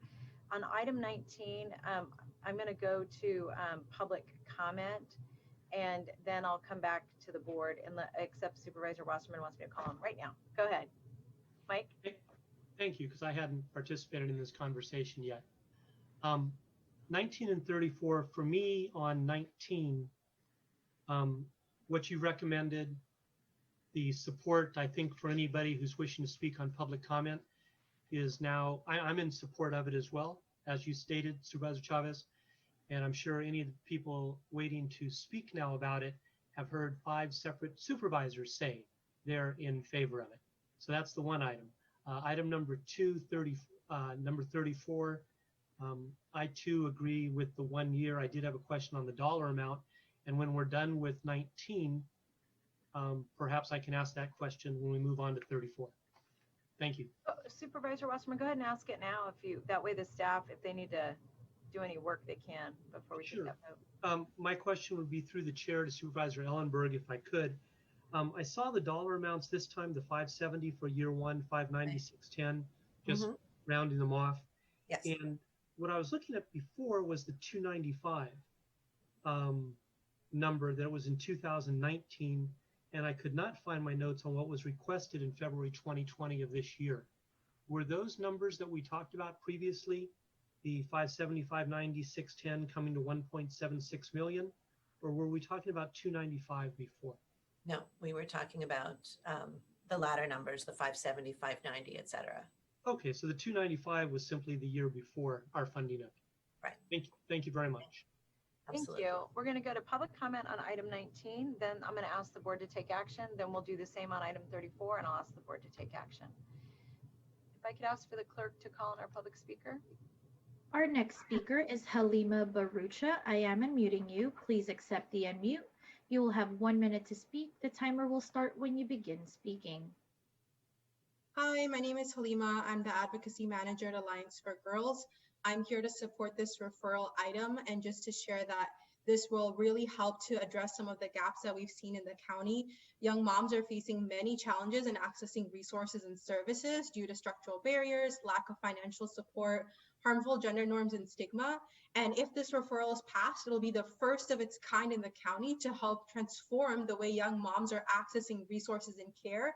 And it'll impact not only young moms themselves, but also their children, having a ripple and multi-generational impact. This will create empowering practices so that our young moms who are nurturing future generations can thrive. And especially during this time with COVID-19, there are so many challenges that young moms are facing, including a lack of access to diapers and baby formula. And so we're really hoping this referral can have support from the board. And I urge the board to pass this so that we can make sure our young moms can thrive. Thank you. Our next speaker is Vanessa Torres. I am unmuting you. Please accept the unmute. You will have 1 minute to speak, and the timer will start when you begin speaking. Hi, thank you all so much. My name is Vanessa Torres, and I am the Social Justice Program Manager at YWCA Silicon Valley. Young moms are experiencing a lack of basic needs, and some are facing unsafe living situations. Research shows that resource deprivation is an indicator of risk for violence. We know that effective prevention and intervention services are grounded in community and responsive to the unique gender, race, and cultural identities of the youth they serve. YWCA's mission, as you all know, is to eliminate racism and empower women. Last year, our agency provided ongoing domestic violence and sexual assault prevention education at 2 different high schools in San Jose. And what we found is that at both geographic locations, they reported feeling as though there weren't enough opportunities and resources for them to alleviate hardships. I am urging you to please support these referrals to help close the gaps in basic resources for our most vulnerable community members. Our next speaker. Sorry, go ahead. Sorry. That's right. Our next speaker is Desiree Victor. I am unmuting you. Please accept the unmute. You will have 1 minute to speak. The timer will start when you begin speaking. Hi, I'm Desiree Victor, a site director for the Young Women's Freedom Center and a resident of Santa Clara County. And as a former young mother myself with 2 children by the age of 17, I know how critical it is to provide access to resources and meaningful employment for the family as a whole. Not only making sure that mom has access to resources and meaningful employment, education is also supporting the child and creates a ripple effect into the community. So I strongly urge you to prioritize and support the When Young Mothers Thrive initiative. I waive the rest of my time. Thank you. Thank you. Our next speaker is Emma Mayerson. I am unmuting you. Please accept the unmute. You will have 1 minute to speak, and the timer will start when you begin speaking. I'm Emma Mayerson. I am the founding executive director of Alliance for Girls. I strongly urge you to support the When Young Mothers Thrive initiative. What we have found in Santa Clara County is that while there are services for young mothers, there has never been a coordinated ecosystem approach to really understanding what is working for young mothers, what isn't working, and how can we leverage our existing resources to better meet the gaps in service so that young mothers can not only support themselves in this critical time in the pandemic, but support their children and their communities. We know that when you invest in mothers, you are investing in the entire community, and this will strengthen Santa Clara County in the midst of the worst global pandemic of our lifetimes. Thank you. Our next speaker is Holly Joshi. I am unmuting you. Please accept the unmute. You'll have 1 minute to speak, and the timer will start when you begin speaking. Thank you. I'm Holly Joshi, and I am the Director of Programs at Alliance for Girls and a longtime gender equity advocate and leader. I am also encouraging you to please support the When Young Mothers Thrive initiative. Young moms are experiencing a lack of basic needs, and some are facing unsafe living situations. Research shows that research deprivation is an indicator of risk for violence. And we know that effective prevention and intervention services that are grounded in community and responsive to the unique gender, race, and cultural identities of the youth they serve will really help.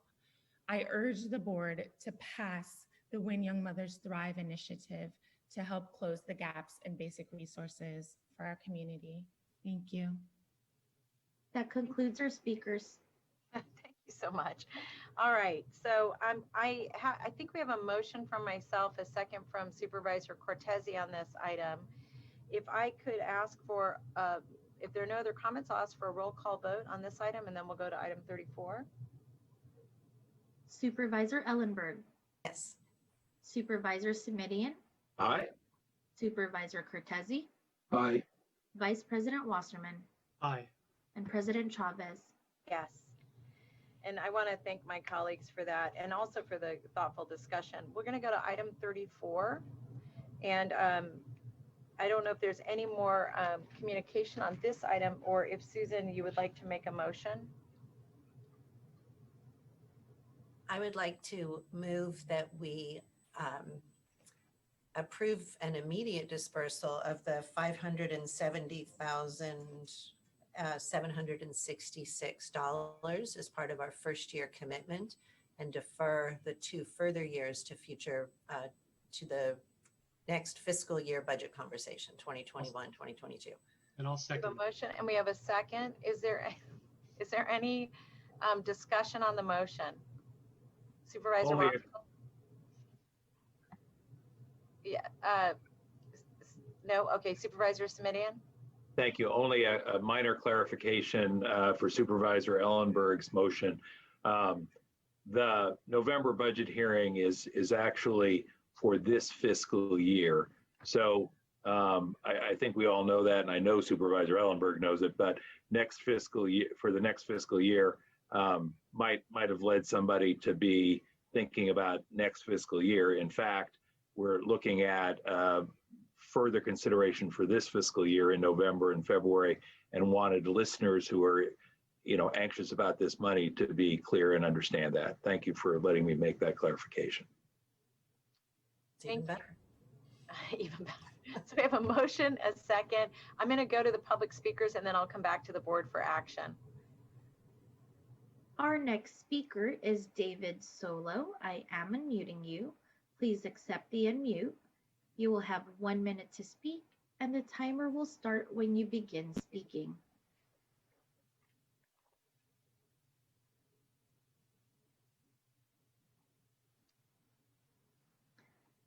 I think you need to unmute yourself, David.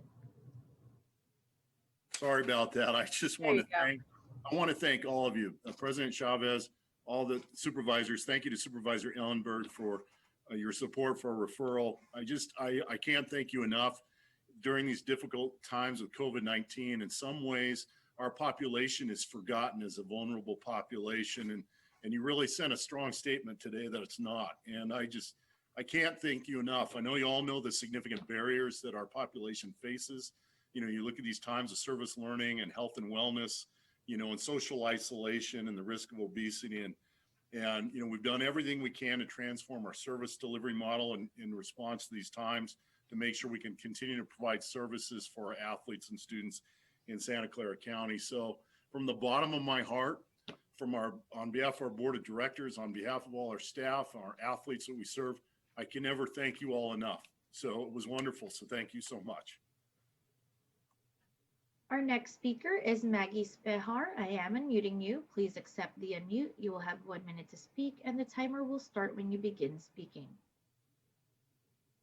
Hi, my name is Maggie Spear, and I am the Director of Student Services and Special Education in the Cambrian School District, and previously was a program specialist in the Campbell Union School District. And I have had the honor of working with Special Olympics for about 5 years now, and I'm respectfully asking that you continue to fund this program, as this has provided an inclusive school climate across schools in San Jose, Los Gatos, Campbell, for students with intellectual disabilities to have the opportunity to participate in sports and feel the enthusiasm of their peers. But more importantly, it's led to positive, inclusive social interactions spontaneously by students and leadership for our students, even our students with intellectual disabilities, to participate in their school communities. And without this program, this may have never been possible. Thank you. Our next speaker is Justin Steinberg. I am unmuting you. Please accept the unmute. You'll have 1 minute to speak. The timer will start when you begin speaking. Thank you very much. My name is Justin Steinberg. I am a Special Olympics athlete, and I must say I really appreciate the support Santa Clara County supervisors have given for Special Olympics, and we really need the support more than ever during these tough times. Special Olympics has done a fantastic job of transforming the program into online virtual programming. We've had virtual summer games, and we have virtual fall games coming up, which I'm really excited about because it gives me a chance to learn a new sport. I'll be doing soccer. And prior to COVID, I am an ambassador, and I've gone around to some of the different schools in San Mateo and San Francisco County, where I've been able to see how schools have fostered a culture of inclusion.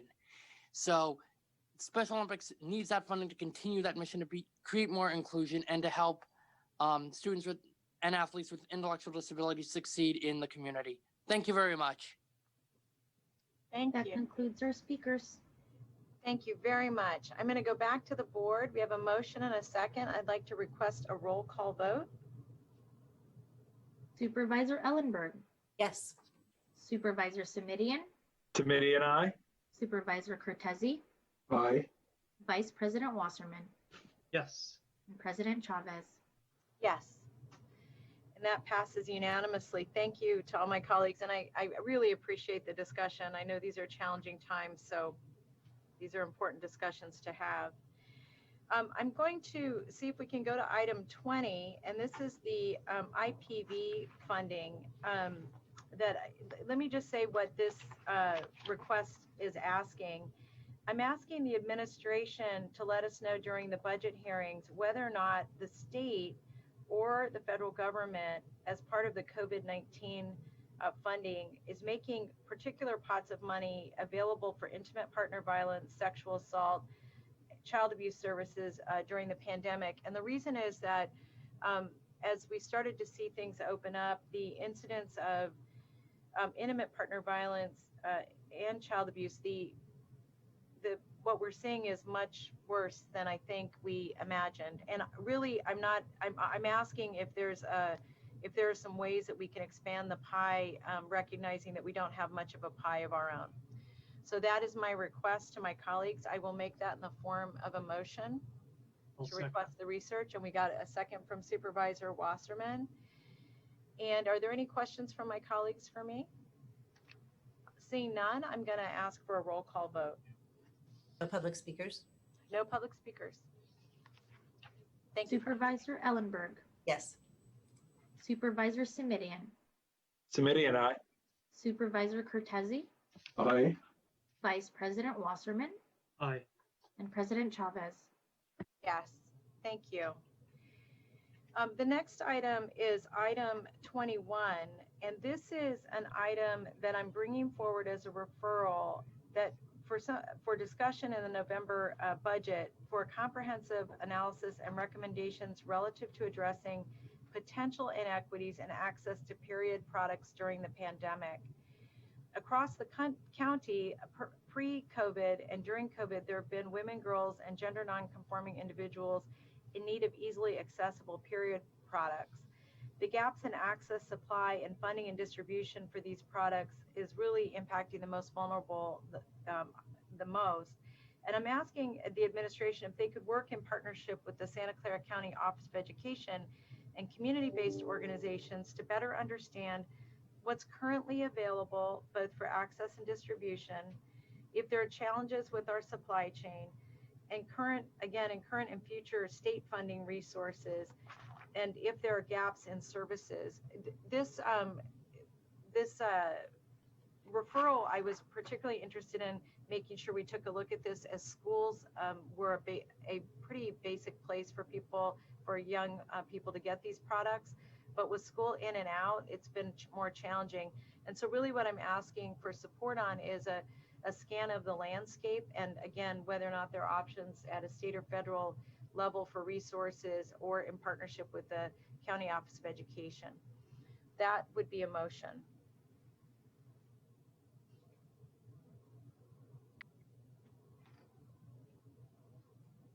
Sure. Second?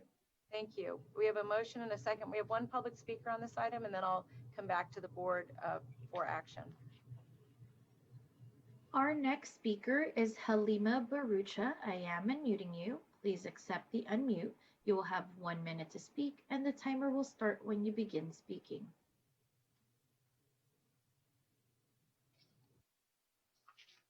Hi, this is Halima at Alliance for Girls. I'm the advocacy manager here, and I'm really excited to support this proposal. 1 in 5 students have struggled to afford access to period products, and 61% have worn a tampon or a pad for more than 4 hours because they did not have enough access to period products in the United States. This is a huge issue before COVID, and it continues to be an issue during COVID. In fact, during this crisis, the New York Times cited that many have stockpiled on period products, leaving shelves empty. Some have stated that prices have actually gone up. And it's critical that during this time where families are going through financial struggles, they shouldn't have to worry about having to decide between buying period products and food. It's critical that we make sure these are being accessible for community members, not to mention that there's also the possibility that some of these might actually already be in stock through things like AB 10. So it's just a matter of making sure as a county we come together and coordinate. So I'm really excited to support this and urge the board votes on moving this forward. Our next speaker is Emma Mayerson. I am unmuting you. Please accept the unmute. You'll have 1 minute to speak. The timer will start when you begin speaking.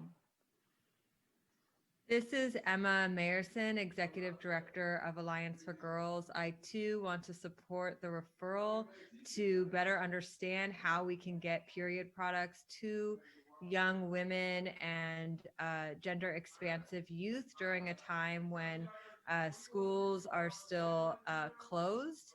And we know that having access to period products greatly supports girls' ability to access activities, opportunities, and the expense of period products can be one where they're choosing between paying their phone bill, paying their electricity bill, or being able to get period products. I second that the products might actually be out there. It's a matter of finding them, connecting the dots, having a coordinated strategy. Oakland Unified School District has been doing this for 3 months now, successfully getting period products into the hands of students. And we have seen that it has greatly increased students' self-confidence and ability to succeed in school. Thank you. That concludes our speakers. Thank you. Are there any questions for my colleagues of me on this item? Susan? Thank you. This certainly is a really important and often unspoken about topic. So thank you for bringing it forward. I'm curious to know, Supervisor Chavez, if you're aware if our local school districts are engaged in this, or if the County Office of Ed is already embarking on this effort. It is actually through discussions that I had with both the Alliance for Girls, the SCOE, and actually First Five that I'm bringing this referral forward. So based on my discussions with them, there's not happening already. Well, and there's not the coordination, and there's a little body of research that needs to happen. And what I'd really like to do is be able to pair up the Office of Women's Policy with SCOE and those other groups to get that research piece done. Because the truth of the matter is, it may be a matter of redistribution. And as you all may know, there's another area that we've had this discussion kind of early on, and that was around diapers. And part of it was we needed to purchase some, and some needed to be coordinated. So this, in my mind, I don't know the answer to the question yet. I'd like to get more information before we act. Good. Well, I think the partnership that you're describing is the right one. Thank you. You bet. All right, seeing no other questions, I'm going to ask for a roll call vote. Supervisor Ellenberg, Yes. Supervisor Simidian, Simidian, aye. Supervisor Cortezi, Aye. Vice President Wasserman, Aye. and President Chavez. Yes. And let me just thank my colleagues for your support and us getting more information on these issues. The last item I'd like to bring before the break, if we have time, is item 22. And let me just say, this item is coming before you because there's been a lot of confusion between, it appears to me, between our staff and the cities around what we can and can't do to properly maintain the creeks and how we can safely manage the current encampments.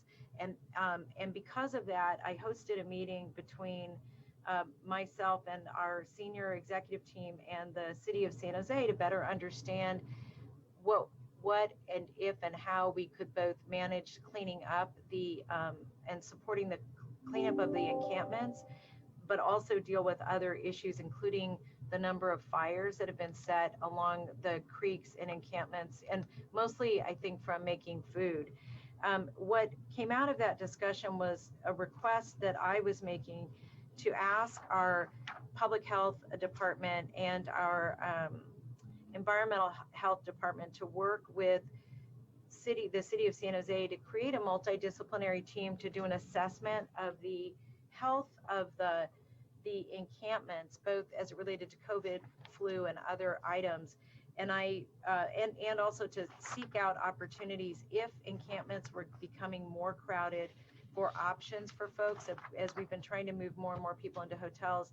I know that not all of that is happening at a quick enough pace. So this is really a request from me to ask that our staffs determine whether or not a multidisciplinary team to do these assessments would actually be a good way to evaluate health risk instead of kind of pointing fingers at each other, which some of you are receiving emails that reflect kind of the anger in the community over not knowing whose job is what. And I'd really like to get this clarified, and I'd really like us to have a better understanding of what we can and can't do and should or shouldn't do, and not just related to COVID-19, but a number of other areas. So it's, so what I would request, if I could ask for a second, I'd like to make the motion to ask staff to begin this body of work. Second from Supervisor Ellenberg. Is there any discussion on this item? Supervisor Wasserman? Thank you, Madam Chair. Just for clarification, what we're asking in the referral is for administration to come back with their opinion on collaboration.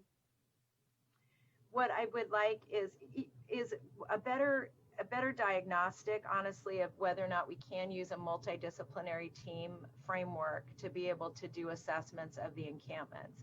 And part of the reason I'm interested in getting this done relatively quickly is, again, those of you who've been receiving emails about rats and fires and all of those things, the common belief is that the reason that's happening is that the county, because of our COVID-19 policies, are saying that nothing can be done relative to the encampments. And I actually, from talking to our staff, don't believe that's accurate.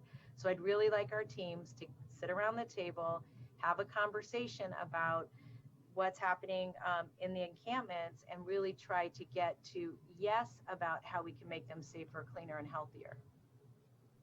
Thank you. If there are no other questions, I'll take the public comment and then we'll come back to the board for action. Our next speaker is Scott Largent. I am unmuting you. Please accept the unmute. You will have 1 minute to speak. The timer will start when you begin speaking.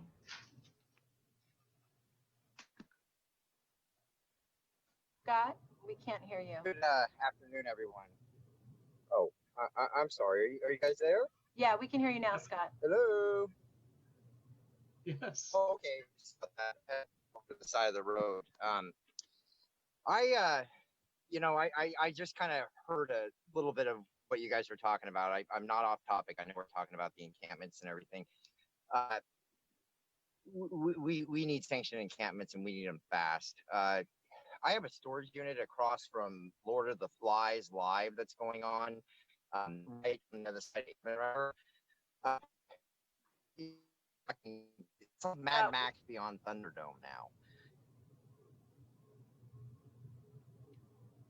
Please proceed. We couldn't hear you for a minute.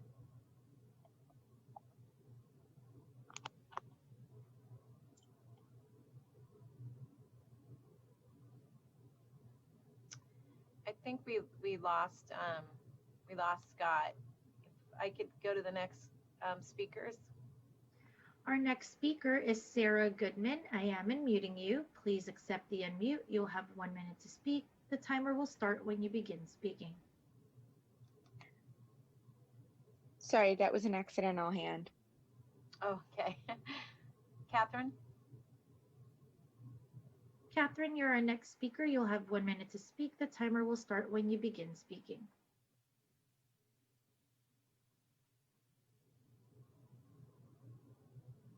I agree that we need to have sanctioned encampments. We need to have more safe parking. We need to have alternative places for people to live other than the creek beds. I agree that we're having a lot of problems with fires and sanitation and flood control, but we need to provide another place for people to live. We can't just sweep people and have them move somewhere else. And that was unacceptable before COVID, and now with COVID, it's even worse than that.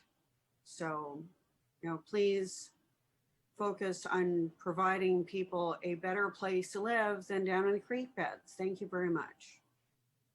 We'll try Scott Largent one more time. I'm unmuting you. Please accept the unmute. You'll have 1 minute to speak. The timer will start when you begin speaking. Sorry about that. I hope everybody can hear me. Yeah, we can now, Scott. Okay, great. Thank you. Just back to the sanction encampment issue. What I don't see is anybody really just trying to set up something that looks a lot better than Lord of the Flies Live that's going on right in your guys' backyard. I've watched this for 6 months. There's areas I don't go anymore now because I am scared of something happening to me. I am so concerned that people have been left to fend for themselves, and I don't see anything else propping up. I see a portable shower mobile that shows up once a week. We already have a lot of stuff that's there at Columbus Park. The water's there, the fixtures are there. We could really do a number right there and show the community that we actually care. In the background, you see the Santa Clara County building, and you just see burned out everything. It's sad. So thank you. That concludes our speakers. Thanks very much. What I'm going to do, if it's all right, I'm going to ask for a roll call vote if there are no other comments or questions on this item. All right, and then I'll just talk about how we're going to proceed. Supervisor Ellenberg. Yes. Supervisor Simidian. Aye. Supervisor Cortese. Aye. Vice President Wasserman. Yes. And President Chavez. Yes, thank you very much. For my colleagues, what I just want to do a little bit of a time check. We're coming right at the 12:30 break. We're going to take a 30-minute break. We'll begin at 1. At 1, we're going to go to item 23, and this is the sex, gender harassment, and violence in schools item. And then we're going to go to, at a time certain, we'll begin. I apologize. I lost my time certains. Okay, the school item 15, the schools reopening special hearing. Then we'll go to COVID-19 report, which is item 16. We'll go to 17, item 17 and 18, and that'll all be part of the COVID report. And then we'll go back to the regular agenda. Are there any comments or questions about that? Nope. Then I will see you all at 1 o'clock. Thank you very much. Bon appetit.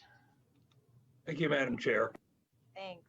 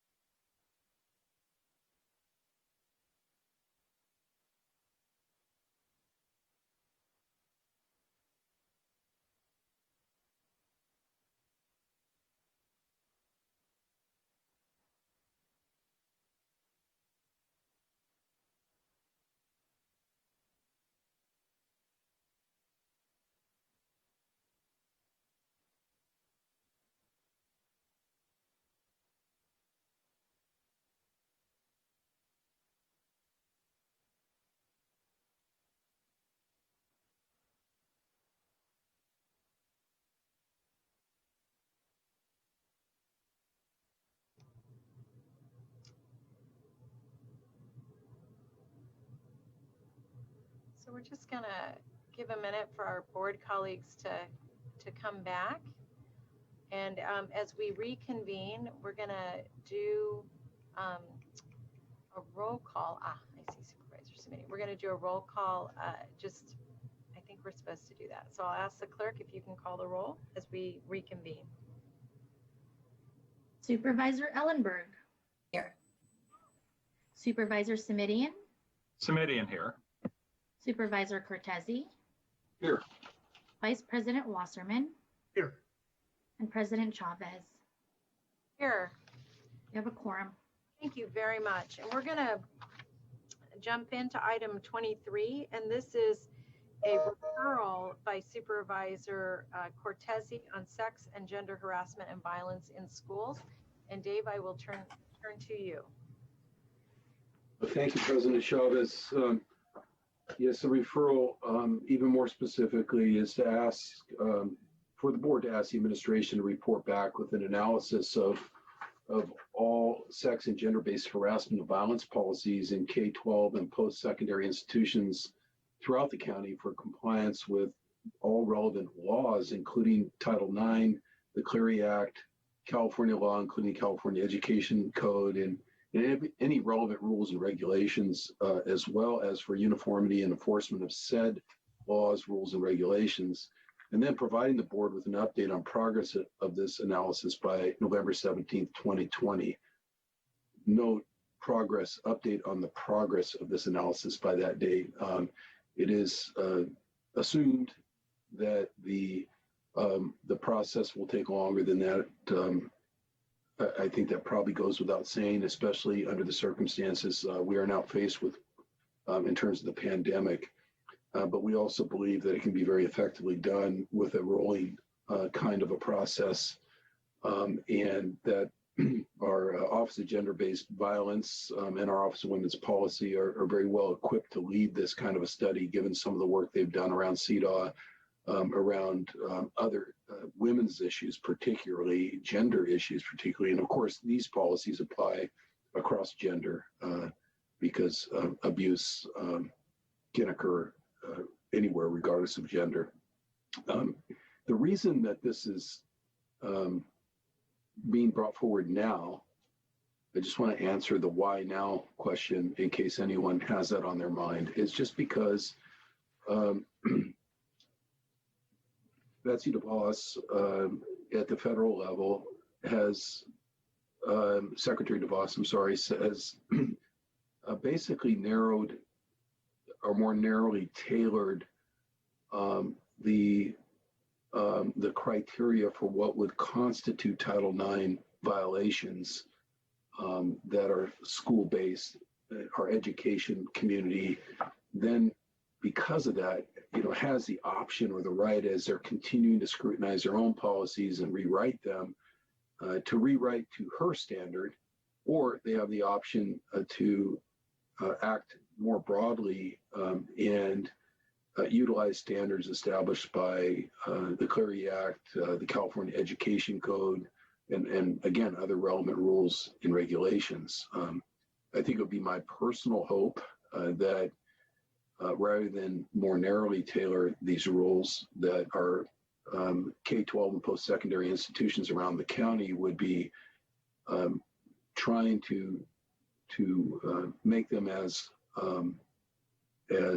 I don't want to say expansive as possible, but as appropriate as possible, irrespective of the federal narrowing or tailoring that has occurred, to make sure that all education learners are fully protected to the maximum extent of the law under all these various educational codes and rules and regulations that are available. So essentially, it would create one entity, us, or a study under one entity, probably for the first time in the county, essentially a sanctioned study that would pull together what's happening in each area of education at this time for the board's subsequent review. With that, Supervisor Chavez, I can move the item later in case something comes out of public comment that needs to be added beyond the referral or subtracted. But unless there's immediate questions, I would suggest that we just go to public comment. I would like to indicate that I've been told that some of the public some of the members of the public who would like to speak are students. Some of them have lived experience, and some of them have found, because of the complexity of the issue, a real challenge over the last couple of days to try to compact their comments into 60 seconds. And I asked some of the organizers who were involved from some of the education community to not excessively, but to limit the number of speakers, and to ask that I would ask the president of the board, given your prerogative, to limit the total time in exchange for 2 minutes instead of a 1 minute speaking limitation on this item, that would be considered, given not only the gravity of the item, but I think the gravity of some of the testimony that we're going to hear. I just hate to be having the clerk, especially on Zoom, cutting that off mid-sentence when we're hearing something extremely acute or profound in that moment. So if you'd consider that, Supervisor Chavez, I would appreciate it. Yes, I think that makes a lot of sense. And what I would ask the public speakers is that that to the best of their ability, that if you have lived experience, we understand that you may need to use 2 minutes. If you don't, if you could use closer to 1 minute. And the reason for that is we have about 34 speakers on this item, and I want to make sure we can hear from all of those speakers on this really important issue. So I will ask the clerk for 2 minutes. I want to remind the staff that we will need translation, certainly for Spanish translation with this group of speakers. So if just to make sure the clerk is ready for that. And I will ask the clerk to set the time for 2 minutes, ask the speakers, again, who don't have lived experience, if they could go to the 1 minute time as a courtesy to others. All right, so with that, I'm going to ask the clerk if you could begin calling public speakers on item 23. Thank you. Our next speaker is Claudia Rossi. I am unmuting you. Please accept the unmute. You have 2 minutes to speak. The timer will start when you begin speaking. Thank you, Board President Chavez and supervisors, for bringing this matter for your consideration. I'd like to speak from my experience as a trustee that has served in South County and the greater community for a decade. In many of the meetings that I have with the Latino parent community in supporting a culture that promotes children who would be first in their families to go to college, when I explore the greatest concerns that these parents have about sending their daughters to college, it breaks my heart that time and time again, the concern is about the safety of their daughters when they leave home. And this has a chilling effect in communities of color, the consideration that they're sending their daughters to campuses where they might be targeted in the ways that you seek to address. I also know that there's a commitment among school districts to address this issue, but your leadership will create a uniform discussion and a focus that I think will improve the lives of our children.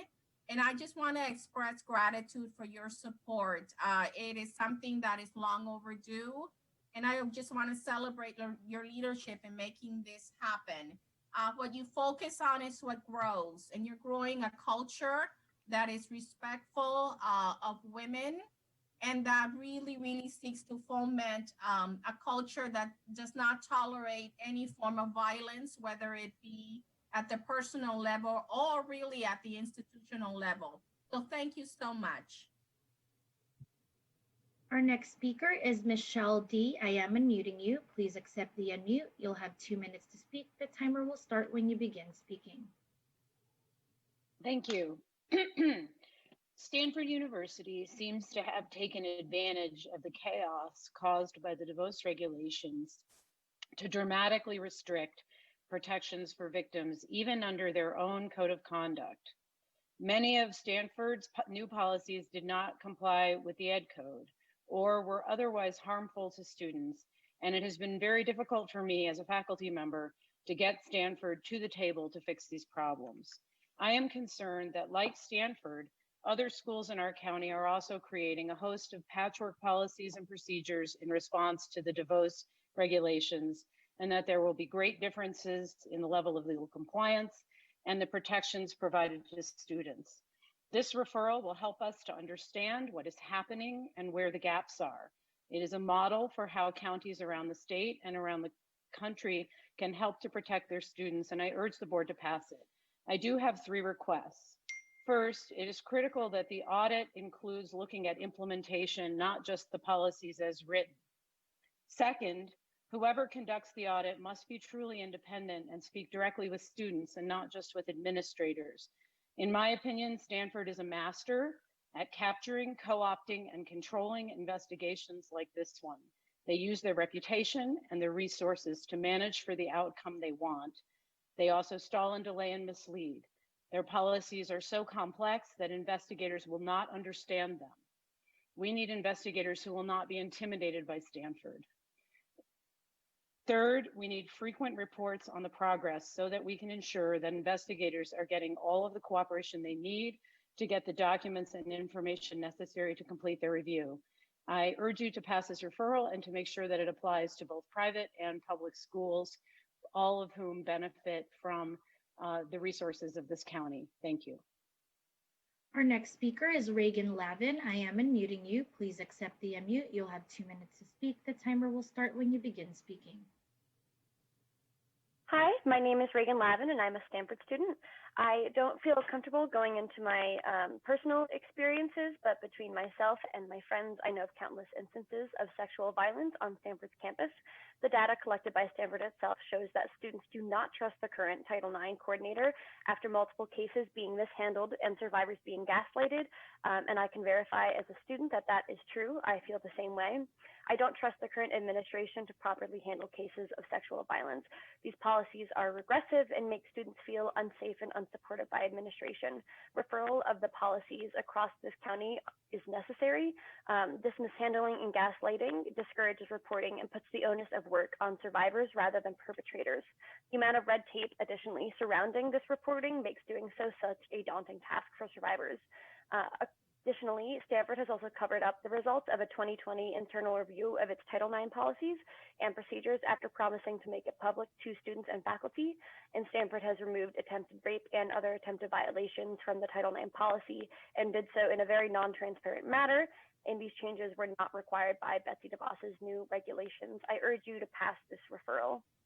Thank you. Our next speaker is Irene Ang. I am unmuting you. Please accept the unmute. You'll have 2 minutes to speak. The timer will start when you begin speaking. Hello, my name is Irene and I am a senior at Gunn High School in Palo Alto. In urging this board to approve item 23, I will be reading a testimony provided by another Gunn student. She has written the following. Before I start, I would like to preface that for privacy's sake, I am choosing to stay anonymous. Also, my story includes mentions of sexual assault, so if there are known triggers for you, please do what you must do to ready yourself mentally. I have chosen not to speak at this meeting in order to avoid repeatedly reliving my trauma like I was forced to do at Gunn. At the end of my sophomore year, I was sexually assaulted by one of my classmates. I was violently assaulted off campus, so Gunn decided that this instance was not applicable to my Title IX case. He began to taunt me loudly about it in English class, saying how I am quote-unquote bad in bed, among other comments regarding my body. The only adult throughout this entire scenario who fulfilled their duty as a mandated reporter was my English teacher, who reported him to the administration. Meanwhile, I was CNC lead on the gun robotics team, a position that no one else had been willing to take on as the CNC had been broken for a long time. GR2 was my home away from home throughout high school, and I loved the organization dearly, spending over 40 hours a week working on the shop during build season. There is significant evidence that he joined the team primarily in an attempt to continue to torment me. PAUSD's solution was to split our time on the robotics team equally. In March, the school district signed a private contract with the perpetrator's family, deciding to let him join the team full-time. Through the failure of Gunn High School's administration, I was forced to choose between my physical and mental safety and my education, and I felt shattered when I had to leave Gunn because there was absolutely no respite for my predator or PTSD. The fear I felt walking onto campus every day, combined with the continued bullying by gun administrators and seeing my rapist every day at school, drove me to suicide more than once. I've graduated now, and there are still times when I wake up in the middle of the night in cold sweat from a nightmare recalling how many times I was interviewed and re-traumatized by the gun and PAUSD admin. The county must prove that its students and survivors' best interests at heart by ensuring that every school in the county is enforcing its policies on sexual violence and harassment. While I was able to file a lawsuit for my case, it should not be the student's responsibility to go to court every time because their school has failed to protect them. The school should be removing rapists and supporting survivors, and the county should be making sure of it. Thank you for your time and consideration. Our next speaker is Miriam Gazbini. I am unmuting you. Please accept the unmute. You'll have 2 minutes to speak. The timer will start when you begin speaking. Thank you so much, Ms. Chavez, for considering this act, and I hope that it passes. I work in a small university, and although we don't have as many incidences of harassment as some other universities, but we've had our share. And I think being transparent and sharing that information with other universities and public, it will make it much more easier for all of us to abide by law and make sure that violence on campus of any kind is not the norm, especially the sexual harassment kind of violence that has been going on for years and years. And I think that they think that's okay because that's part of growing up or part of going to college and so forth. That really has to get corrected and give a safe place for all the students attending, whether they're men or women, because men get harassed too, by the way. So it's not just women. And we really have to correct this. And I think with your help and the county, we can achieve that. Hopefully you will pass this. Thank you. Our next speaker is Arunim Agarwal. I am unmuting you. Please accept the unmute. You'll have 2 minutes to speak. The timer will start when you begin speaking. Hi, my name is Arunim and I'm a senior at Gun High School in Palo Alto. I'm speaking here on behalf of my fellow students and community members to sincerely recommend that the Santa Clara County Board approve item 23 and conduct an analysis of sexual harassment and violence policies in the county. Not only are the new Title IX regulations adversely affecting the way students are being treated at various districts in the county, but the impact of COVID-19 has barred students access to online reporting, resources, and education. Schools retain the obligation to provide safe and welcoming environments for their students, even as school has shifted into an online environment. For a few months now, some other students and I have been pushing for our board to place buttons on front pages of each school's website that would direct students towards the Title IX complaint process, and even this simple task has not been completed. I'm sure there are dozens of other schools in the county that have failed to provide adequate reporting resources for their students, and this is just one example of how they have failed to do so. There's no clearly outlined interim policy for students to use, and very few students actually know how to report a Title IX case. Without the trusted adult they might speak to at school, reporting sexual harassment and violence is completely inaccessible for students right now. The county must take on a review of how educational institutions are examining sexual assault right now. Thank you for your time and consideration. Our next speaker is username Anon. I am unmuting you. Please accept the unmute. You'll have 2 minutes to speak. The timer will start when you begin speaking. Before I start, for the sake of anonymity, I'm reading this on behalf of someone else who could not attend. Also, this story includes mentions of sexual assault, so if these are known triggers for you, please do what you must to ready yourself mentally. September of my sophomore year, I was sexually assaulted by a classmate of mine at Gun High School. In May of my sophomore year, I came to school crying because of a series of abusive texts he had sent me the previous night regarding the assault. My English teacher at the time comforted me. I opened up to her, told her I was assaulted and abused, and when she took me to the office to report it, no one was there to listen. My English teacher took me to the wellness center where I was told they would call me in again to take a formal report. I was never called in. While being interviewed, admin asked me overly personal and unrelated questions regarding my sex life and sex acts, which made me feel extremely uncomfortable and also made inappropriate comments regarding my appearance. When my case was closed, there were numerous errors in the Title IX write-up. As my case was being investigated, a no contact order was issued between me and my assaulter for my safety. Over and over again, he ignored this no contact order, and so did the gun admin. My reports were not taken seriously, despite the fact that I provided proof. The day I found out that he was let off the hook by PAOSD, something broke in me. I was relying on the school to discipline him, to teach him that what he was doing was wrong. Instead, they let him get away with all he did to me.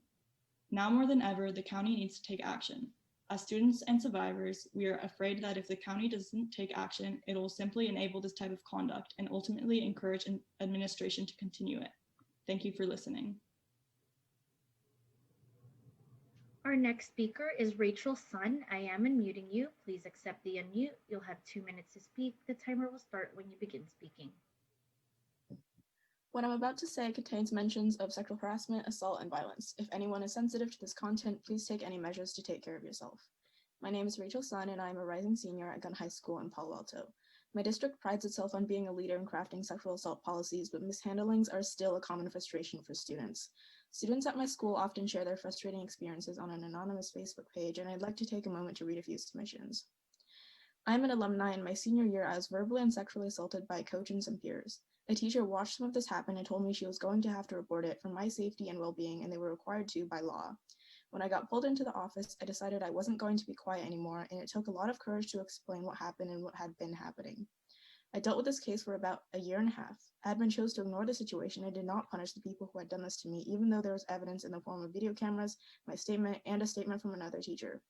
It still frustrates me up to this day about what happened and how it was handled. Admin needs to change and actually hold people accountable for their actions. One senior this year has 3 restraining orders for stalking his female classmates, and another has sexually assaulted 2 girls, and while both were reported with multiple witnesses and evidence, neither faced consequences. For students, it's hugely important that the county takes sexual harassment and violence seriously by reviewing policies across the county. We want to know that administrators have our best interests at heart and that they are willing to investigate and make changes instead of continuing to sweep serious Title IX cases under the rug. Thank you. Our next speaker is Casey Gao. I am unmuting you. Please accept the unmute. You'll have 2 minutes to speak, and the timer will start when you begin speaking.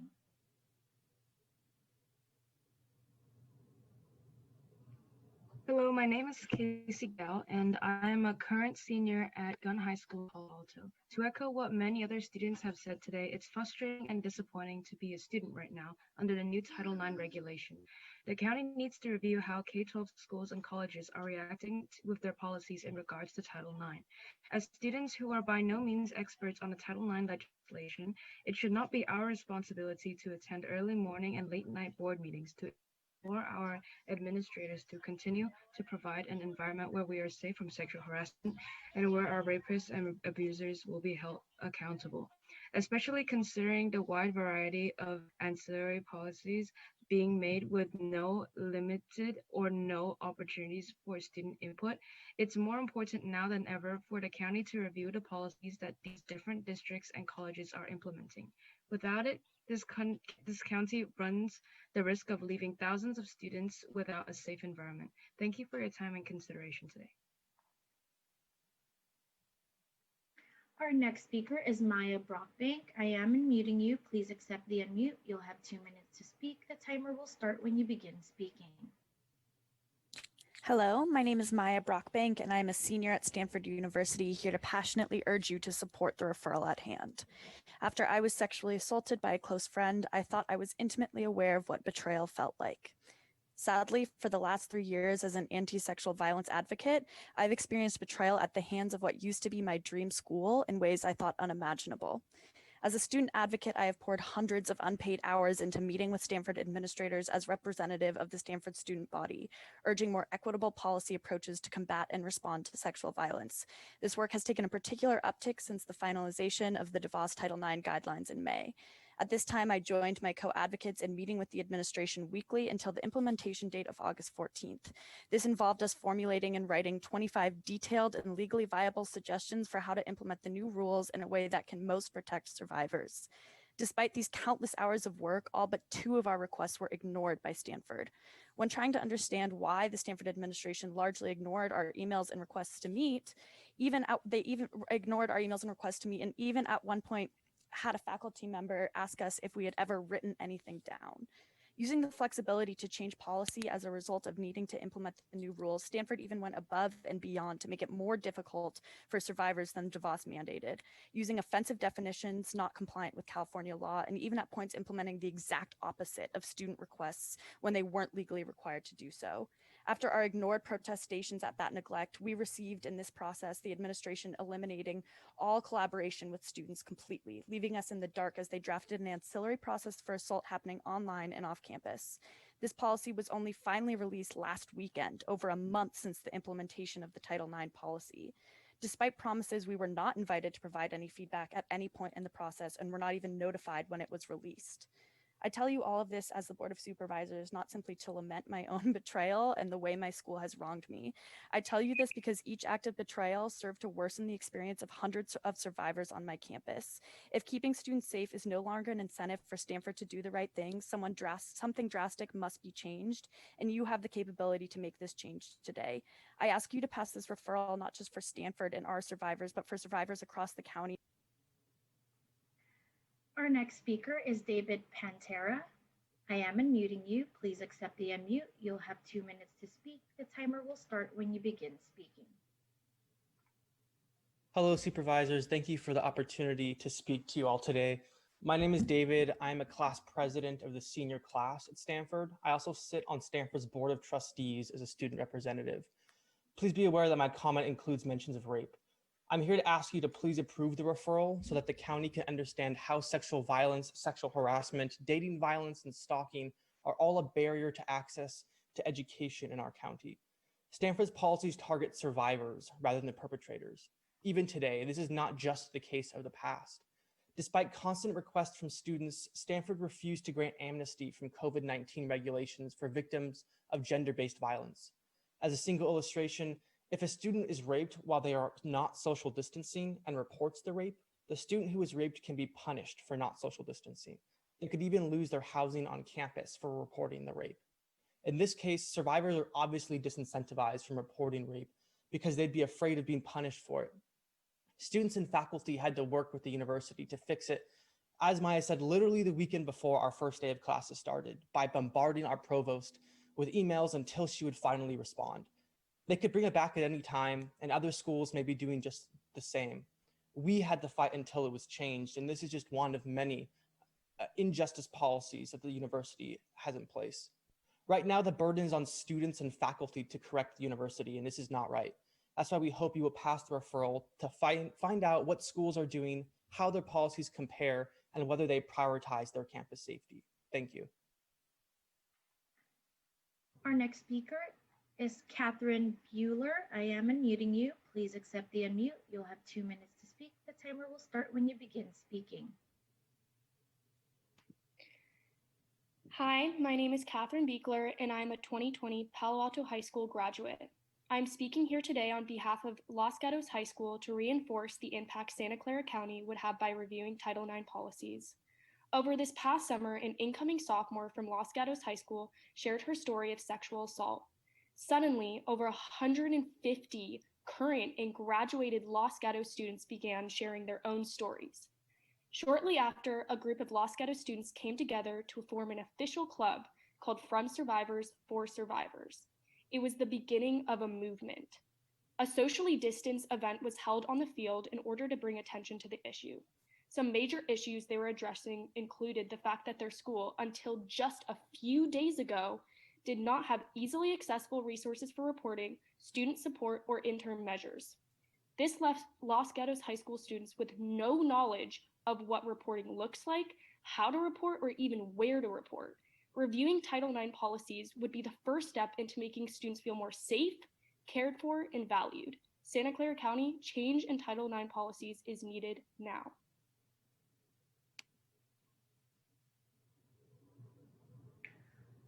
Our next speaker is Pramila Bartholomews. I am unmuting you. Please accept the unmute. You'll have 2 minutes to speak. The timer will start when you begin speaking.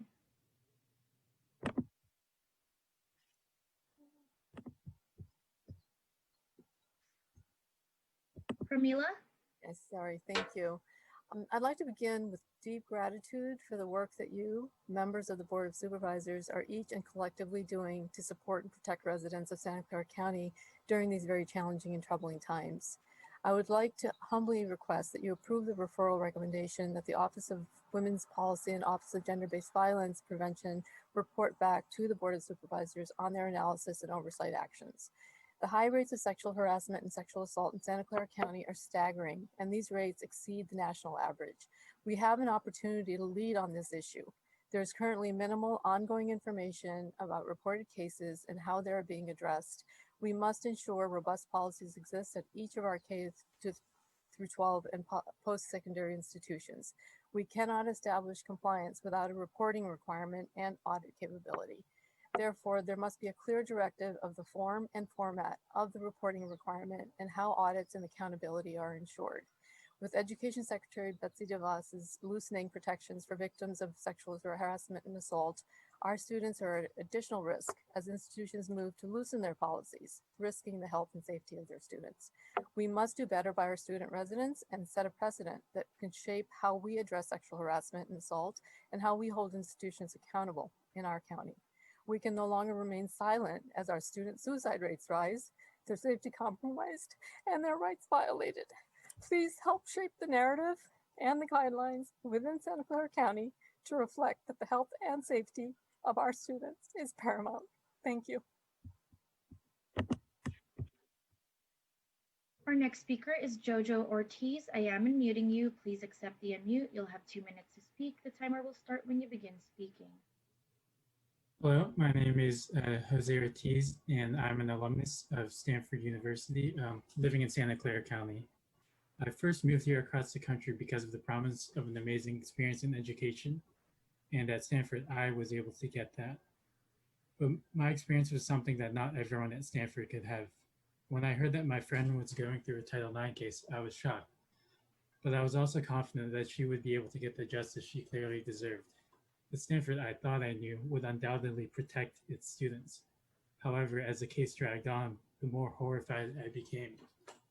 The process was stacked against her, and in the end, he could still graduate and go on with his life as if this were just a bump in the road.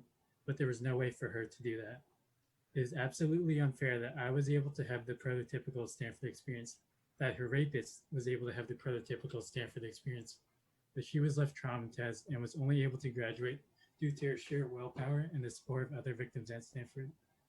This is why it is so imperative that Santa Clara County approves this referral to better see how sexual harassment and violence creates an unfair barrier within the educational system. Thank you. Our next speaker is Raven Malone. I am unmuting you. Please accept the unmute. You'll have 2 minutes to speak. The timer will start when you begin speaking. Hi, my name is Raven Malone. I'm calling in today because we need to protect the unheard and unprotected. Please pass this referral. We really need to do more and be better at protecting women, especially our students, because women shouldn't have to worry about homework and studying, and also making sure that no one assaults them if they go to a party. And the schools aren't doing enough to protect them. They really aren't. I've heard countless horrific stories like the ones being told today. And if there aren't any real consequences to these crimes, they'll never stop happening. You can't find a good course of action if you don't know the depth of the problem itself. It's time to take a look at our society and really understand how we can help those who need it. Thank you so much. Our next speaker is username Jerome B. I am unmuting you. Please accept the unmute. You'll have 2 minutes to speak. The timer will start when you begin speaking. Hi, mi nombre es Verónica Lagunas, promotora de USWW, cofundadora del Centro Ya Basta en la ciudad de Los Ángeles. Do we have a translator? We do, Vice President. Yes, we have a translator. May I ask through the President if we can have the entire speech given first, and I can translate the entire thing? Sure, Frank. Okay. Thank you very much.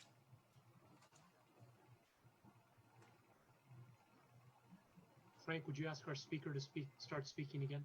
Certainly. Señora Laguna, si quiere dar su discurso, ahorita yo lo voy a traducir para la Junta, por favor. Todo, ¿verdad? Yes. Sí, por favor.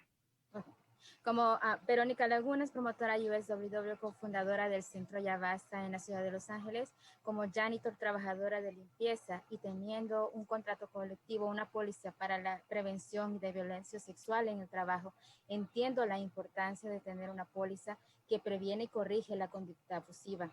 Para mí es importante que todos podamos tener esta protección, no solo porque es importante, también porque nos da, no solo porque es importante